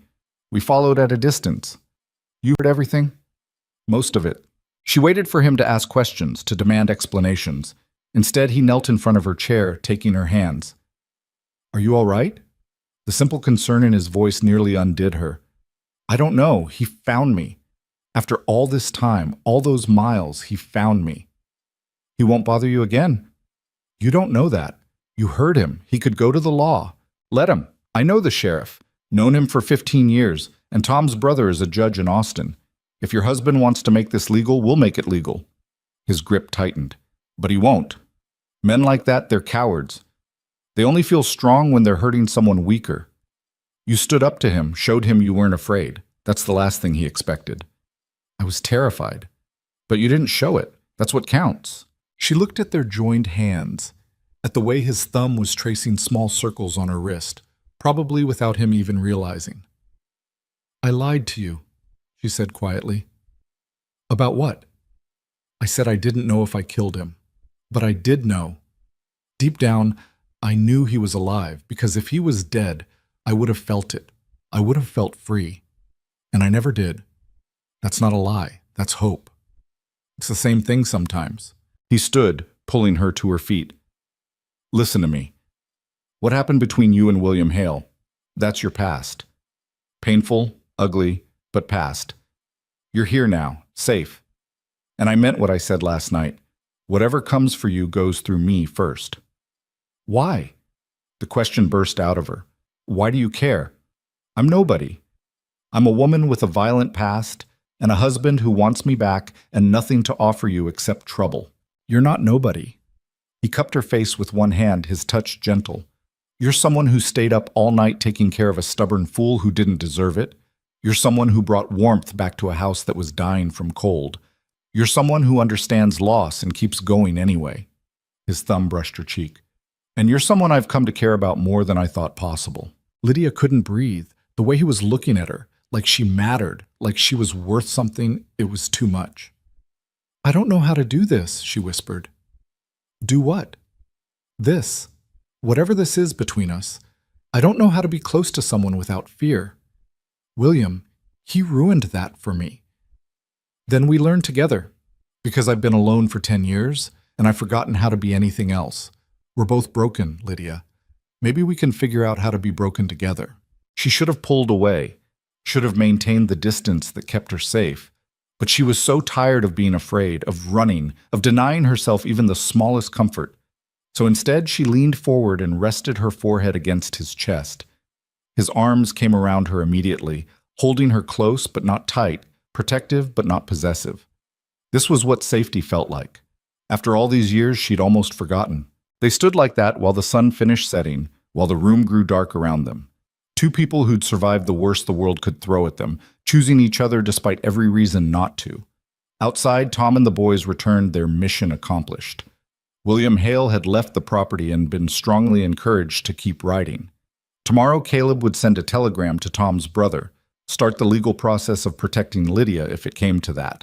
But tonight, in the gathering darkness, all that mattered was this moment, this choice, this fragile beginning of something neither of them had names for yet. Lydia pulled back slightly, looking up at him. Stay, she said. Not a question, a request. Where? Here, in the house. I don't want to be alone tonight. Understanding crossed his face. I'll take the guest room. No, I mean, she took a breath. I mean here, with me. Just stay close. I need to know someone's near. So he built a fire while she made tea. They sat together on the sofa, not touching, but close enough that she could feel his warmth, his steady presence. And when she finally fell asleep, exhausted from the day's emotions, Caleb covered her with a blanket and kept watch. He'd protect her. From William, from the law, from whatever came next. Not because she was weak, she'd proven she wasn't, but because she'd had to be strong alone for too long.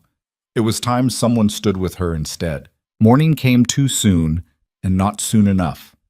Lydia woke on the sofa with the blanket tucked around her and the fire reduced to embers. Caleb was asleep in the chair across from her, his head tilted at an angle that would leave his neck stiff for hours. He'd kept watch all night, just like he'd promised.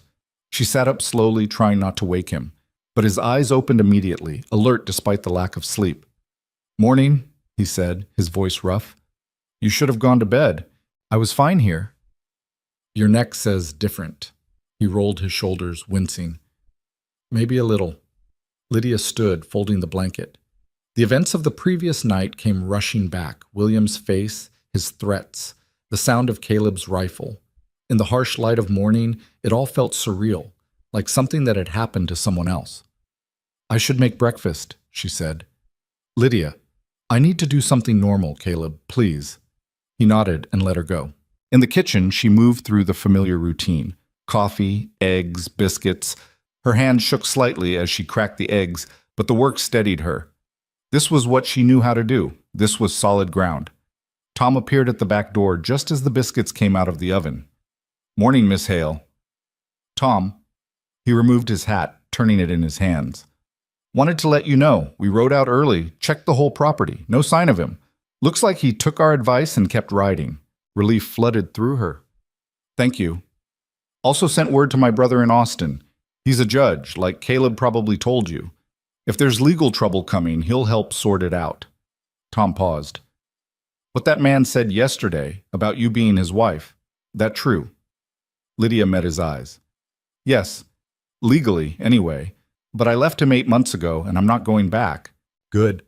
Man who tracked down a woman who left him. That tells me everything I need to know about his character." Tom put his hat back on. "You got any trouble from him or anyone else, you tell me. The boys and I, we take care of our own." I'm just hired help. You're part of this ranch now. That makes you one of us." After he left, Lydia stood at the window, watching the sun climb over the horizon. Part of the ranch. One of us. She'd been here less than 2 months, and somehow these rough men had decided she belonged. Caleb came in as she was setting the table. "Tom talked to you?" "Yes, he's a good man. Best foreman I've ever had." Caleb sat down, studying her. "How are you really?" "I don't know yet. Ask me tomorrow." They ate in silence, both of them exhausted. When Lydia started to clear the dishes, Caleb stopped her. "Leave them. You barely slept. Go rest." "I can't. If I stop moving, I'll think too much." "Then let's not stop moving." He stood. "Come with me." "Where?" "You'll see." He led her out of the house, past the barn, up the hill behind the property. It was a steep climb in the morning heat, and by the time they reached the top, Lydia was breathing hard. At the summit stood a large oak tree, its branches spreading wide. Beneath it were 2 graves, marked with simple wooden crosses. The names had been carved by hand: Martha Ward and Baby Ward. Lydia stopped, suddenly understanding. "I come here sometimes," Caleb said quietly, "when the weight gets too heavy. I sit under this tree and talk to them, tell them about the ranch, about the cattle, about nothing and everything." He looked at her. "It helps. Saying things out loud to people who can't answer back. No judgment, no advice, just listening." "What do you tell them?" "The truth. That I'm sorry I couldn't save them. That I miss them. That I'm trying to figure out how to live in a world that doesn't have them in it." He gestured to the shade beneath the tree. "Sit with me?" They sat with their backs against the trunk, looking out over the ranch spread below. From here you could see everything: the house, the barn, the creek winding through the valley, the cattle dotting the pastures. "It's beautiful," Lydia said. "It is. Martha loved this spot. Said when she died, she wanted to be buried here, where she could see everything she loved." His voice caught. "I didn't know I'd be putting her here so soon." Lydia reached for his hand. He took it, his grip tight. "I told her about you," he said. "Last night, after you fell asleep. I came up here and told her I'd met someone, that I didn't know what it meant yet, but that for the first time in 10 years, I felt something other than empty." "What do you think she'd say?" "I think she'd tell me not to waste time being afraid. She was practical like that. Never saw the point in suffering when you didn't have to." He turned to look at Lydia. "So I'm trying not to waste time. I'm trying to be honest about what I feel, even though it scares me." "And what do you feel?" "That you walking up to my gate was the best thing that's happened to me in a decade. That watching you bring life back to that house has been like watching the sun come out after years of winter. That I want you to stay, not as hired help, but as He trailed off. I don't know what to call it, but something more. Lydia's throat tightened. I don't know how to be. Him did to me, it broke something inside. I don't know if it can be fixed. I'm not asking you to be fixed. I'm asking you to stay broken with me. We can figure out the rest as we go.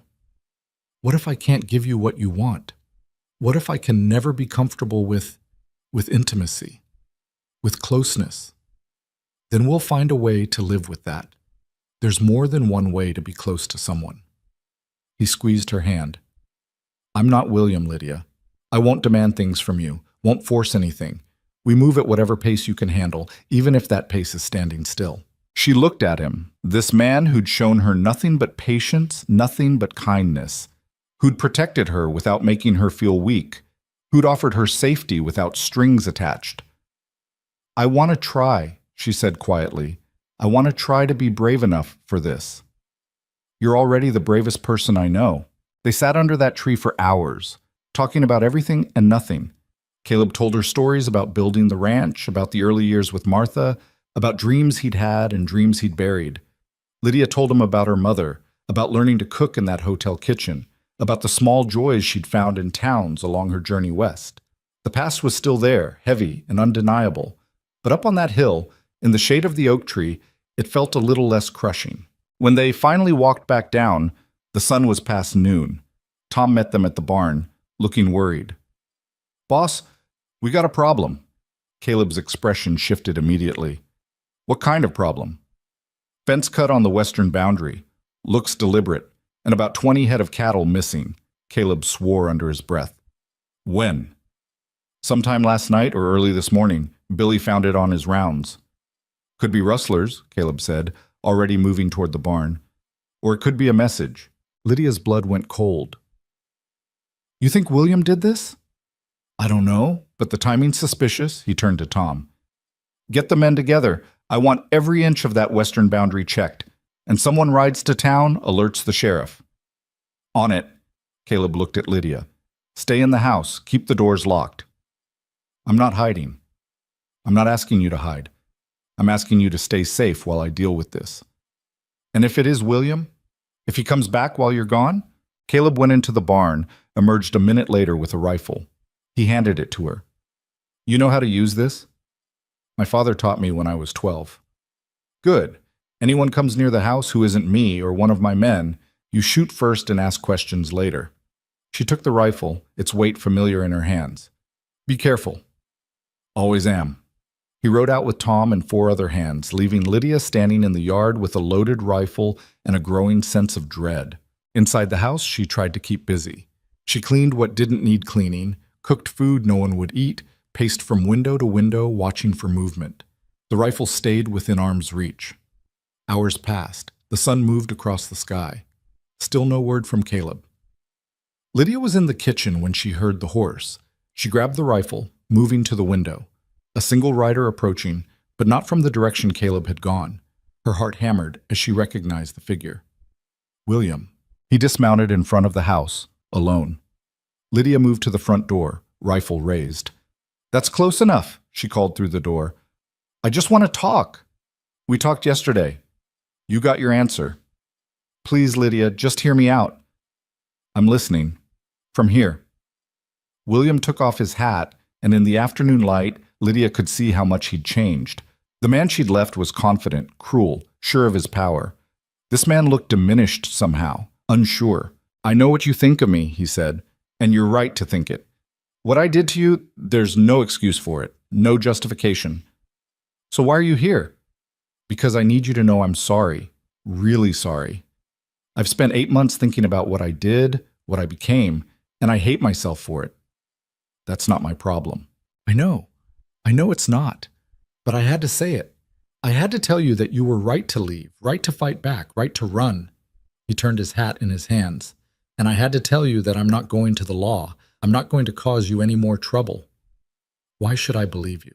Because I've got nothing left to gain by hurting you. You've made it clear you're not coming back. Your rancher made it clear I'm not welcome here. And honestly, he looked up at her. I'm tired, Lydia. I'm tired of being angry, tired of chasing something I can't have, tired of being the man I became. Lydia kept the rifle raised. Did you cut the fence? Steal the cattle? What? No, I don't know anything about that. The timing seems convenient. I swear to you, I had nothing to do with it. I'm leaving, Lydia, tonight. I just wanted to say goodbye first. To tell you I'm sorry, and that I hope you find happiness here. You deserve it. She wanted to believe him, wanted to think people could change, could recognize their mistakes, and become better. But she'd learned the hard way that wanting something didn't make it true. If I ever see you again, she said, I won't hesitate. You understand? I will shoot you. I understand. He mounted his horse, settling his hat back on his head. For what it's worth, he said, he's a good man, your rancher. Better than I ever was. You picked right this time. Then he rode away, disappearing into the late afternoon light. Lydia stood there long after he was gone, the rifle heavy in her hands, trying to decide if she'd just witnessed genuine remorse or an elaborate performance.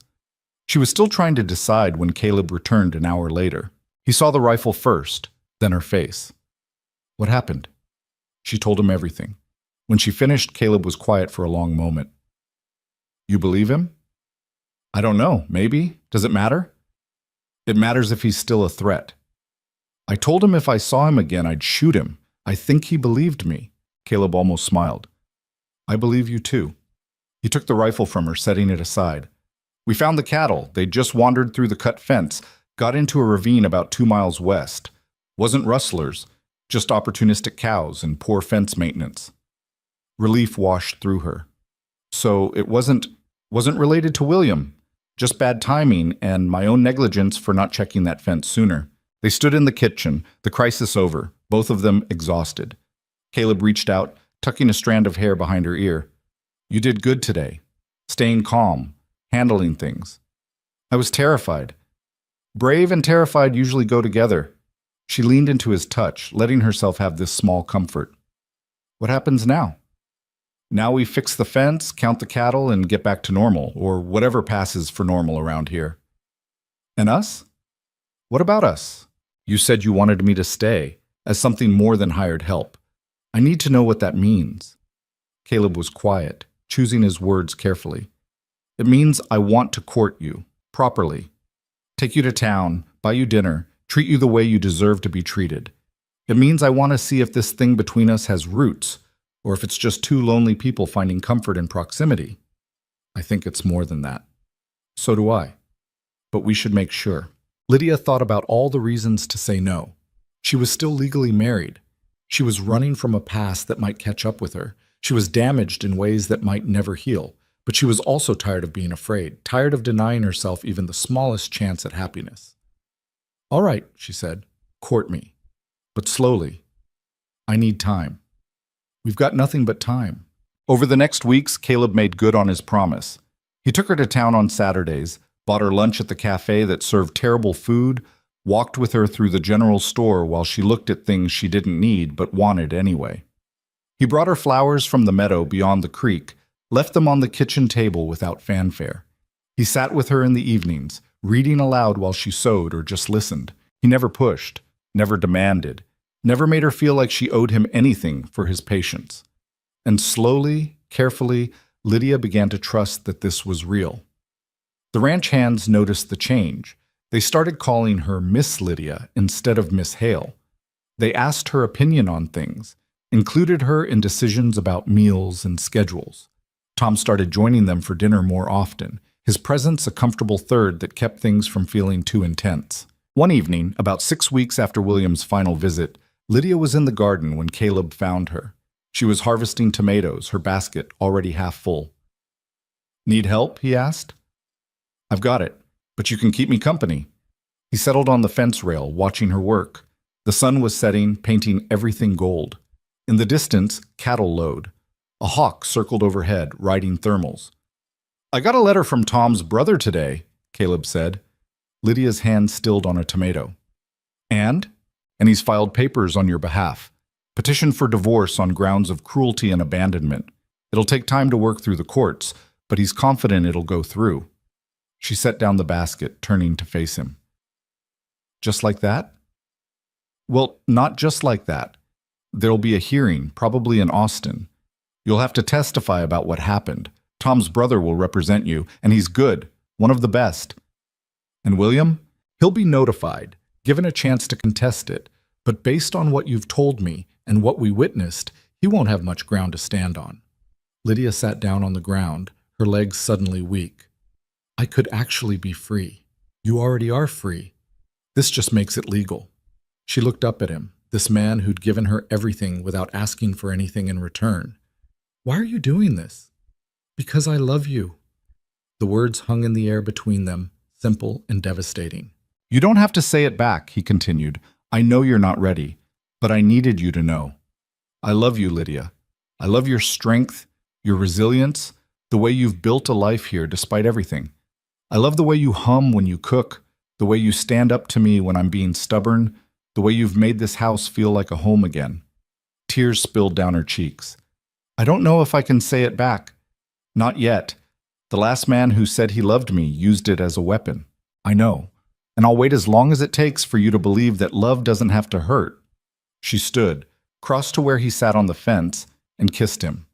It was the first time she'd initiated contact like this, the first time she'd chosen closeness instead of just accepting it. The kiss was soft, tentative, but real. When she pulled back, Caleb's eyes were bright. What was that for? For being patient, for being kind, for giving me space to heal. She took his hand. I'm not there yet, Caleb. I'm not ready to say the words or take all the steps, but I'm trying. I'm trying to believe that I deserve this, that we deserve this. That's enough.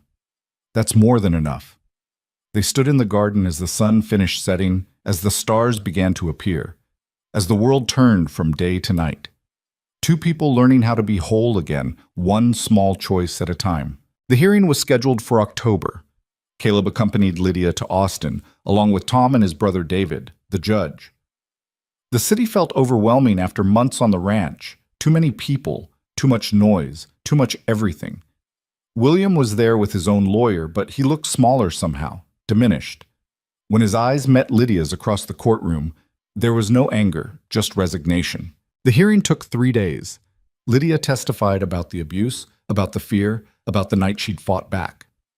Caleb testified about finding her at the ranch, about William's threats, about the man he'd seen trying to intimidate her. Tom and several of the ranch hands testified to her character, to the life she'd built. William's lawyer tried to paint her as vindictive, as a woman who'd overreacted to normal marital difficulties. But David Ward was relentless, producing medical records from the towns where Lydia had worked, showing a pattern of injuries consistent with her story. On the third day, the judge, a stern woman in her 60s, rendered her decision. Marriage is meant to be a partnership built on respect and care. What I've heard described in this courtroom is not marriage, but imprisonment. Mrs. Hale showed remarkable courage in escaping her situation, and I will not punish that courage by forcing her to remain legally bound to a man who terrorized her. Petition for divorce granted. The gavel came down. Lydia stood there, unable to process what had just happened. Free. She was actually free. Caleb's hand found hers, steady and warm. Outside the courthouse, William approached. Lydia tensed, but Caleb stayed close. Congratulations, William said quietly. I mean that. Thank you. I won't bother you again. You have my word. He looked at Caleb. Take care of her. She deserves better than what I gave her. Then he walked away, and Lydia watched him go without regret, without anger, without anything but relief. That night in the hotel in Austin, Lydia knocked on Caleb's door. He answered in his shirt sleeves, surprise on his face. Is everything all right? I love you, she said. His expression shifted, hope blooming across his features. Lydia, I love you, she repeated. I've been trying to say it for weeks, but I was afraid. Afraid it would make me vulnerable. Afraid it would give you power over me. Afraid it would end the way it did before. But I'm done being afraid. You've shown me that love doesn't have to hurt, that it can be gentle and patient and kind. So I'm saying it now before I lose my nerve. I love you, Caleb Ward. He pulled her into his arms, holding her like she was something precious. Say it again, he whispered. I love you. Again. I love you. He kissed her then, and it was different from the careful kisses they'd shared before. This was deeper, more certain, built on months of patience and trust and choosing each other every day. When they pulled apart, both of them were breathless. "What happens now?" Lydia asked. "Now we go home. And we build a life together. No rushing, no pressure, just us figuring it out as we go." "That sounds perfect." They returned to the ranch to find the crew had decorated the house. Flowers everywhere, a banner reading "Welcome Home," and a feast laid out in the dining room. Tom raised a glass. "To Miss Lydia, or I suppose we should be calling you Mrs. Ward soon enough." Lydia blushed. We're not yet," Caleb said, smiling. "We're not engaged yet, but I'm working on it." "Working on what?" she asked. "Figuring out the right way to ask. You deserve something special, not just me blurting it out over breakfast." The crew laughed, and dinner became a celebration. Stories were told, jokes were made, and for the first time in her life, Lydia felt like she was exactly where she belonged. Later that night, alone with Caleb on the porch, she leaned against him and looked up at the stars. "Ask me," she said. "Ask you what?" "You know what." He pulled back, studying her face. "You sure? We don't have to rush." "We're not rushing. We're choosing. There's a difference." She took his hands. "Ask me, Caleb." He took a breath, and she could see how nervous he was, this man who faced down rustlers and drought and loss without flinching. "Lydia Hale, would you marry me? Would you stay here? Build a life with me? Be my partner in everything? I can't promise it'll be easy, but I can promise I'll spend every day trying to make you happy." "Yes," she said without hesitation. "Yes, I'll marry you." He kissed her again, and somewhere in the distance, the crew cheered. They'd obviously been listening, which should have embarrassed her, but somehow didn't. This was home. This was family. This was everything she'd stopped believing she could have. And it was hers. They were married in November, on a clear day when the sky stretched endless and blue. The ceremony was small, just Tom and the crew, David Ward, who'd come from Austin, and a few neighbors from town. The local minister performed the service under the oak tree on the hill, where Martha and her son rested in the shade. Some might have thought it strange getting married beside another woman's grave. But Lydia understood. This wasn't about erasing the past. It was about honoring it while building something new. She wore a simple dress she'd made herself, cream-colored with lace at the collar. Caleb wore his best suit, the one he'd bought for Martha's funeral and hadn't touched since. His hand shook when he slipped the ring on her finger. "I never thought I'd do this again," he whispered, so only she could hear. "Neither did I," she whispered back. "But here we are." Tom cried during the vows, which embarrassed him terribly. Pike slapped him on the back afterward and told him he was getting soft. The whole crew had pitched in for a gift, a new stove for the kitchen, the kind Lydia had mentioned wanting once in passing months ago. She cried when she saw it, overwhelmed by the simple fact that these rough men had listened, had cared, had wanted to give her something that mattered. The celebration lasted into the night. Someone produced a fiddle. Dancing happened in the yard, messy and joyful and completely uncoordinated. Lydia danced with Caleb, with Tom, with every member of the crew until her feet hurt and she couldn't stop laughing. Later, much later, when everyone had gone to the bunkhouse or ridden home, Caleb and Lydia stood alone in the house that was now truly theirs. "You all right?" he asked. "Better than all right. I'm happy." She said it like a discovery, like she'd just learned a new word. "I didn't think I'd ever feel this again, but I do. I'm happy." He pulled her close, resting his chin on top of her head. "Good. That's all I want. For you to be happy here." "What about you?" "I'm happy too. For the first time in 10 years, I'm actually happy." They stood like that for a long moment, just breathing together, being together. Then Lydia pulled back slightly. "I should tell you something." "What?" "I'm scared. About tonight. About—" she gestured vaguely. "About what comes next." Understanding crossed his face. "We don't have to do anything. Marriage doesn't mean, I want to. I do. I'm just scared that when it happens, I'll remember. I'll remember William and what he did, and I'll ruin everything." Caleb cupped her face in his hands. "You couldn't ruin anything if you tried. And if you do remember, if it gets too much, we stop. No questions, no hurt feelings. We go at your pace, Lydia, always." She kissed him, grateful for his patience, for his understanding. "I want to try. Will you help me try?" "I'd be honored." He led her upstairs to the bedroom they'd share now, the one he'd slept in alone for a decade. But it looked different tonight. Lydia had spent the afternoon making it theirs. Fresh linens on the bed, curtains she'd sewn. The photograph of Martha moved to a shelf where it could be seen, but not dominate. Honoring the past while building the future. It was becoming their motto. What happened next was slow, careful, full of stops and starts and whispered reassurances. There were moments when Lydia had to close her eyes and breathe through the fear, moments when muscle memory betrayed her and she flinched without meaning to. But Caleb was patient, infinitely patient, and gradually the fear loosened its grip. This was different. This was gentle. This was a choice she was making, not something being taken from her.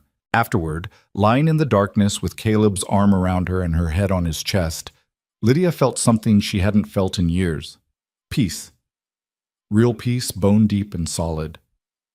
"Thank you," she whispered. "For what?" "For waiting. For understanding. For showing me that it could be different. You don't have to thank me for that. I want to anyway." They fell asleep like that, tangled together, two broken people who'd found a way to fit their pieces around each other's jagged edges. The first winter was hard. Not because of them. They settled into marriage with surprising ease, learning each other's habits and quirks, and finding they actually liked being together. But the weather turned brutal in December, bringing snow and ice and temperatures that killed cattle and froze water in the troughs. The crew worked around the clock trying to keep the herd alive. Caleb was gone for days at a time, sleeping in line shacks on the far ranges, coming home exhausted and half-frozen. Lydia kept the house running, kept hot food ready, kept the fires burning for when the men stumbled in from the cold. On Christmas Eve, a blizzard rolled in that lasted 3 days. The world disappeared behind walls of white. Caleb was somewhere on the western range with Tom and half the crew. Lydia was alone in the house with Pike and 2 younger hands who'd been close enough to make it back. The second night of the storm, Pike found her standing at the window, staring into the white darkness. "He'll be fine, ma'am. Boss knows this land better than anyone." "I know, I just wish he was here." "He wishes that too, I'd bet. But those cattle, they need him right now. Come spring, they'll be the difference between profit and loss." "I understand that. Doesn't make it easier." Pike was quiet for a moment. "Can I tell you something? About the boss?" "All right." When his wife died, he went to a dark place, real dark. There were nights we worried he wouldn't come back from wherever he rode off to. Nights we thought maybe he'd decide the pain wasn't worth continuing. Pike turned his hat in his hands. But he kept going, kept the ranch running, kept us employed, kept moving forward, even though you could see it was killing him inside. "Why are you telling me this?" "Because you brought him back. I've seen him laugh more in the past 6 months than in the past 10 years. He's got something to live for again. Something beyond just existing." Pike looked at her. "So yeah, it's hard when he's out there and you're here. But knowing you're here waiting, knowing he's got someone to come home to, that's what'll keep him safe. That's what'll bring him back." The storm broke on the 3rd day. Caleb and the crew rode in looking like ice sculptures, half dead from exhaustion and cold. Lydia had hot baths ready, hot food, hot coffee. She got Caleb upstairs, peeled off his frozen clothes, and put him in the tub. "How bad?" she asked. "Lost about 30 head. Could have been worse. Could have lost you too." He looked up at her, saw the fear in her eyes. "I'm sorry. I know it was scary." "It's not about being scared. It's about realizing how much I have to lose now." She knelt beside the tub. "When I was alone, I had nothing. No one. If I died, it wouldn't matter. But now I have you and this life, and all of it could disappear in a storm or an accident or just bad luck. That terrifies me." Welcome to caring about people. It's awful and wonderful in equal measure. How do you stand it? By knowing that the alternative, not caring, not loving, is worse. I tried that for 10 years, Lydia. It's not living, it's just waiting to die. She helped him from the tub, dried him off, got him into bed. He was asleep before his head hit the pillow. She lay beside him, listening to him breathe, grateful for each breath. Spring came eventually, like it always did. The snow melted, the grass greened, and the ranch came back to life. Caleb had been right. They'd lost fewer cattle than expected. The winter had been survived. But Lydia noticed changes in herself. Her monthly bleeding had stopped. Her breasts were tender. She was tired all the time, bone-tired in a way that had nothing to do with work. She knew what it meant. She just wasn't ready to admit it. 2 weeks later, unable to ignore it any longer, she told Caleb. They were in the kitchen. She was making bread, kneading dough with mechanical precision. He was at the table with paperwork. "I'm pregnant." His head snapped up. "What?" "I'm pregnant. About 3 months, I think." He stood so fast his chair fell over. "You're sure?" "As sure as I can be without a doctor." He crossed to her, flour and all, and pulled her into his arms. She could feel him shaking. "A baby," he whispered. "We're having a baby." "Are you happy or terrified?" "Both. Definitely both." He pulled back to look at her face. "What about you?" "Also both." She set down the dough, wiping her hands. "I'm scared, Caleb. What if something goes wrong? What if I can't do this?" "Then we'll face it together. Whatever happens, we face it together." But the fear was there, constant and heavy. Lydia thought about Martha, about dying in childbirth, about the baby who never breathed. She thought about her own mother, who'd survived bearing her but been weakened by it, who died of fever a few years later. Caleb noticed her withdrawing, becoming quieter, more careful with herself. "Talk to me," he said one night. "About what?" "About whatever's going on in your head. You've been distant for weeks." She was quiet for a long time, then, "I'm afraid I'm going to die. Like Martha did." Caleb pulled her close. "You're not going to die." "You can't know that." "No, but I can make sure you have the best care possible. There's a doctor in Austin, trained in the East, specializes in difficult births. I'll hire him, bring him here when the time comes." "That'll cost a fortune." "I don't care. You're worth a fortune. You're worth everything." The pregnancy progressed. Lydia's belly grew. The baby moved, little flutters at first, then proper kicks that Caleb loved to feel under his hand. The crew was protective to the point of absurdity, refusing to let her lift anything heavy, hovering whenever she was outside. In August, Tom's wife Sarah came to stay. She'd had 4 babies of her own, knew what to expect, and her calm presence steadied Lydia's nerves. The 2 women spent long afternoons together, Sarah sharing stories about birth and motherhood, Lydia soaking up every bit of knowledge she could. The pain started on a Tuesday morning, early September. Lydia was in the garden when the first contraction hit. She stood up straight, hand on her belly, breathing through it. Sarah saw from the porch. "Was that what I think it was?" "I think so." "How far apart?" "That was the first one." "Then we've got time. Let's get you inside." The doctor arrived that afternoon, having been staying in town for the past 2 weeks on Caleb's coin. He examined Lydia, pronounced everything normal, and settled in to wait. The labor was long, longer than Lydia had expected, longer than Sarah had said was usual. The pains came in waves, each one worse than the last, until Lydia was biting down on leather to keep from screaming. Caleb stayed with her, holding her hand, wiping her forehead, whispering encouragement. The doctor had suggested he wait outside, that this wasn't a place for husbands. Caleb had told him in very clear terms that he wasn't leaving. 20 hours in, something changed. The doctor's expression shifted from calm to concerned. "What?" Caleb demanded. "What's wrong?" "The baby's turned. Breech position. I need to try to turn it, but it's going to hurt." "Do it," Lydia gasped. "Just do whatever you need to do." What followed was agony beyond anything Lydia had experienced. The doctor's hands inside her, trying to shift the baby while Sarah held her down and Caleb gripped her hand hard enough to bruise. Lydia did scream then, couldn't hold it back. "I've got it," the doctor said finally. "Head down. Now we push." An hour later, a baby's cry filled the room. "It's a girl," the doctor said, placing the bloody, squalling infant on Lydia's chest. A healthy girl. Lydia looked down at her daughter, at the tiny face, the shock of dark hair, the eyes squeezed shut against the bright world. She felt Caleb's hand on her shoulder, felt his tears dropping onto her arm. "We have a daughter," he said, his voice breaking. "Lydia, we have a daughter." The baby quieted at the sound of his voice, turning her head toward him. And in that moment, every fear Lydia had carried dissolved. This was what mattered, this tiny life they'd created together. They named her Anna, after Lydia's mother. Anna Ward, born September 14th, 1874, 6 pounds and fierce as a wildfire from the moment she drew breath. The ranch transformed with her arrival. The crew took turns holding her, these rough men turning gentle with an infant in their arms. Carved toys. Tom's wife made clothes. The whole community rallied around this new life. But it was Caleb who surprised Lydia most. He was utterly devoted to Anna, changing diapers without complaint, walking her when she cried at night, singing lullabies in his rough voice. Watching him with their daughter, Lydia felt something shift in her chest. This was healing. This was redemption. This was proof that the future didn't have to be defined by the past. Anna thrived. She grew from a tiny newborn into a sturdy baby, then a toddler who terrorized the chickens and followed her father everywhere. At 2 years old, she could already sit a horse with Caleb's help, already knew the names of all the cattle, already had the crew wrapped around her tiny finger. And she wasn't alone for long. A son came 2 years after Anna, Samuel, named for Caleb's father.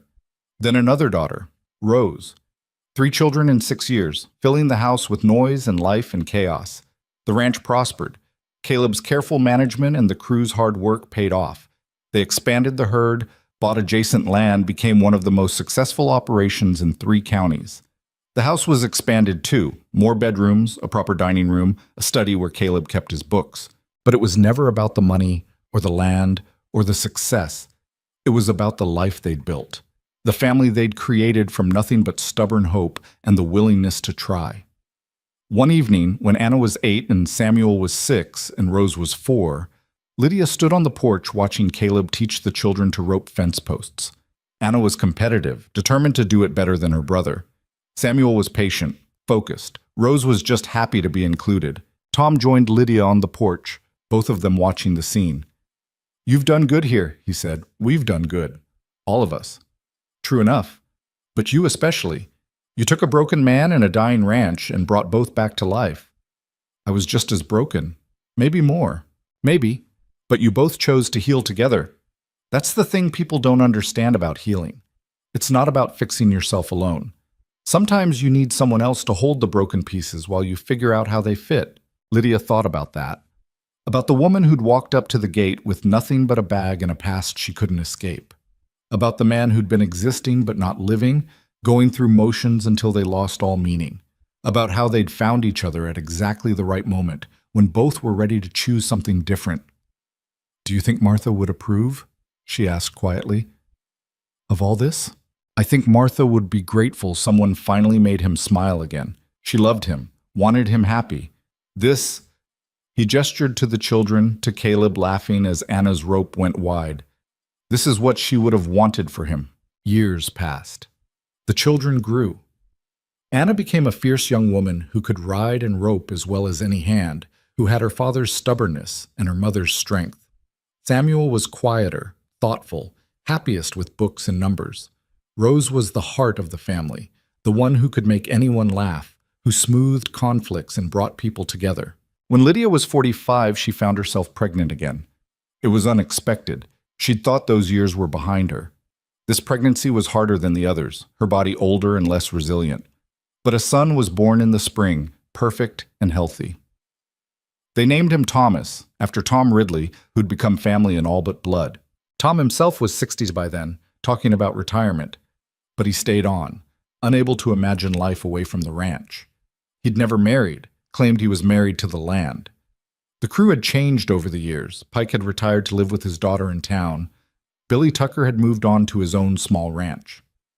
But new men came, trained by Tom and Caleb, becoming part of the family the ranch had become. Caleb was 55 when young Thomas was born. Gray-haired now, lines deep around his eyes, but healthier than he'd been in his 40s. Having something to live for had added years to his life. One afternoon, when Thomas was 3 and running circles around the house, Caleb and Lydia took a rare moment alone. They walked up the hill to the oak tree where Martha and her son still rested. "I come here less often now," Caleb said. "Used to be every week. Now it's maybe once a month. Does that feel wrong?" "No, it feels like healing." He sat under the tree, pulling Lydia down beside him. "I loved Martha. Still do in a way. But that life is gone. And what we've built, you and me, it's not a replacement. It's something new entirely. Do you think she knows, wherever she is? I think if there's anything after, she knows. And I think she's happy for us. He took Lydia's hand. We've had a good life, haven't we? The best. Even with all the hard parts, the fear, the struggle, the pain. Especially with those parts. They made us who we are. They sat in comfortable silence, watching the ranch spread below. 4 children playing in the yard. The crew working the cattle. The house that had been dead for 10 years before Lydia arrived, now bursting with life. I got a letter yesterday, Lydia said, from David Ward. William died. Fever took him about a month ago. She waited to feel something. Relief, sadness, anger. But there was only a distant acknowledgement.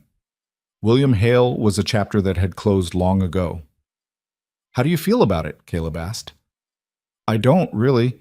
He was part of my past, but he hasn't been part of my present for 20 years.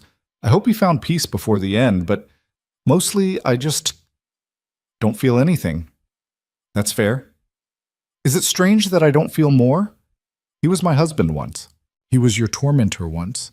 You don't owe him grief. Caleb squeezed her hand. You survived him, built a beautiful life despite what he did to you. That's the best revenge there is. Winter came again, as it always did. But they'd learned how to weather it. The house was warm, the stores were full, the cattle were hardy. This ranch knew how to survive. Caleb was 60 when his heart started failing.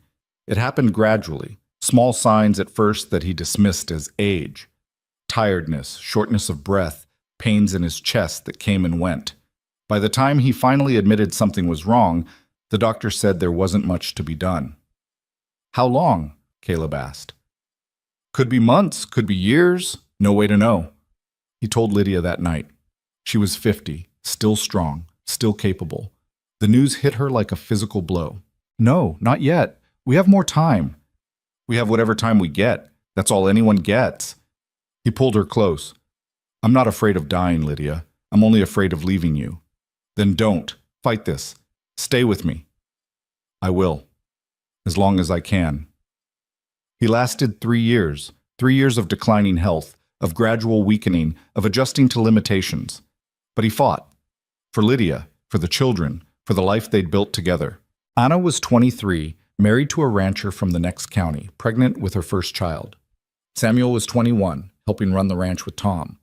Rose was 19, engaged to a lawyer from Austin. Thomas was 6, too young to fully understand what was happening, but old enough to be scared. In the final weeks, Caleb spent most of his time in bed. Lydia barely left his side. The children came and went, the crew stopped by to pay respects, but mostly it was just the two of them. Tell me again, he said one afternoon, about the day you walked up to the gate. So Lydia told him, about seeing the smoke from his chimney, about deciding to gamble on kindness, about standing there with her worn bag while Tom Ridley told her they weren't hiring. Best decision I ever made, Caleb said, saying yes that day. Best decision I ever made was asking you to. Do you have regrets? About any of it? She thought about it honestly. I regret the years with William. I regret the pain, the fear. But if those years hadn't happened, I wouldn't have ended up here. I wouldn't have found you, so maybe I don't regret them after all. Maybe they were just the price I had to pay to find this. That's a high price. Worth it, though. Every moment with you has been worth it. He died on a Tuesday morning in March, with Lydia holding his hand and spring sun coming through the window.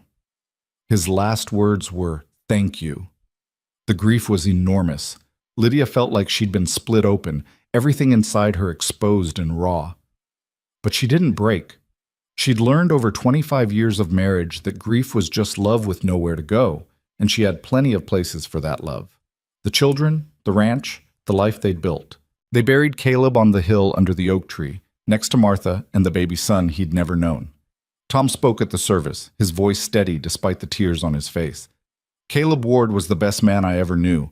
Fair, strong, loyal to his core. He built this ranch from nothing, survived losses that would have destroyed lesser men, and in the end, he found happiness again. That's not a tragedy. That's a triumph. After everyone left, Lydia sat alone under the tree between the two graves, Martha on one side, Caleb on the other. Take care of him, she said to Martha's grave. He's been mine for 25 years, but he was yours first. Take care of him until I get there. Life continued because it had to. Samuel took over running the ranch with Tom's guidance. Anna's first child was born, a daughter they named Lydia. Rose got married, moved to Austin. Thomas started school in town. Lydia kept the house running, kept the crew fed, kept the garden growing. She was 53, young, but not old either. She had years ahead of her, maybe decades. She chose to fill them well. She taught Anna's daughter to cook, passing down recipes her own mother had taught her. She helped Samuel with the ranch books, her head for numbers as sharp as ever. She wrote letters to Rose in Austin, thick with news and advice and love. She read to Thomas every night, the same way Caleb used to read to the older children. And she lived. Not just existed, but truly lived. Because that's what Caleb would have wanted. That's what their whole life together had been about. Choosing to live despite pain, despite loss, despite fear. 10 years after Caleb died, Lydia was 63. Her hair was gray, her hands were stiff with arthritis, but she could still outwork most people half her age. The ranch had grown under Samuel's management. Anna had 3 children now. Rose had 2.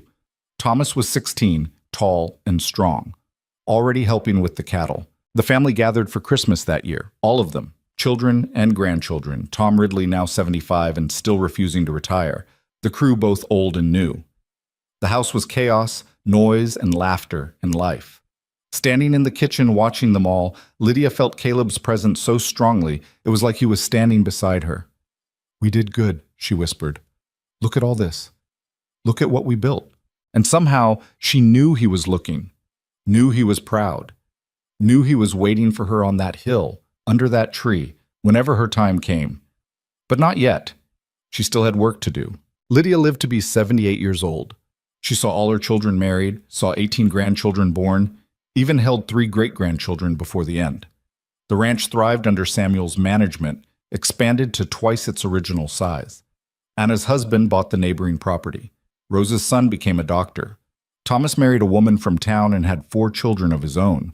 The family grew like the garden Lydia had planted that first summer, spreading roots, reaching for sun, thriving against odds. She died peacefully in her sleep on a spring morning, surrounded by family. They found her with a smile on her face, her hand resting on the photograph she kept on her nightstand. Her and Caleb on their wedding day, both of them looking at each other like the world outside that moment didn't exist. They buried her on the hill under the oak tree, between Caleb and Martha. 3 people who'd loved deeply, lost terribly, and somehow found their way back to hope.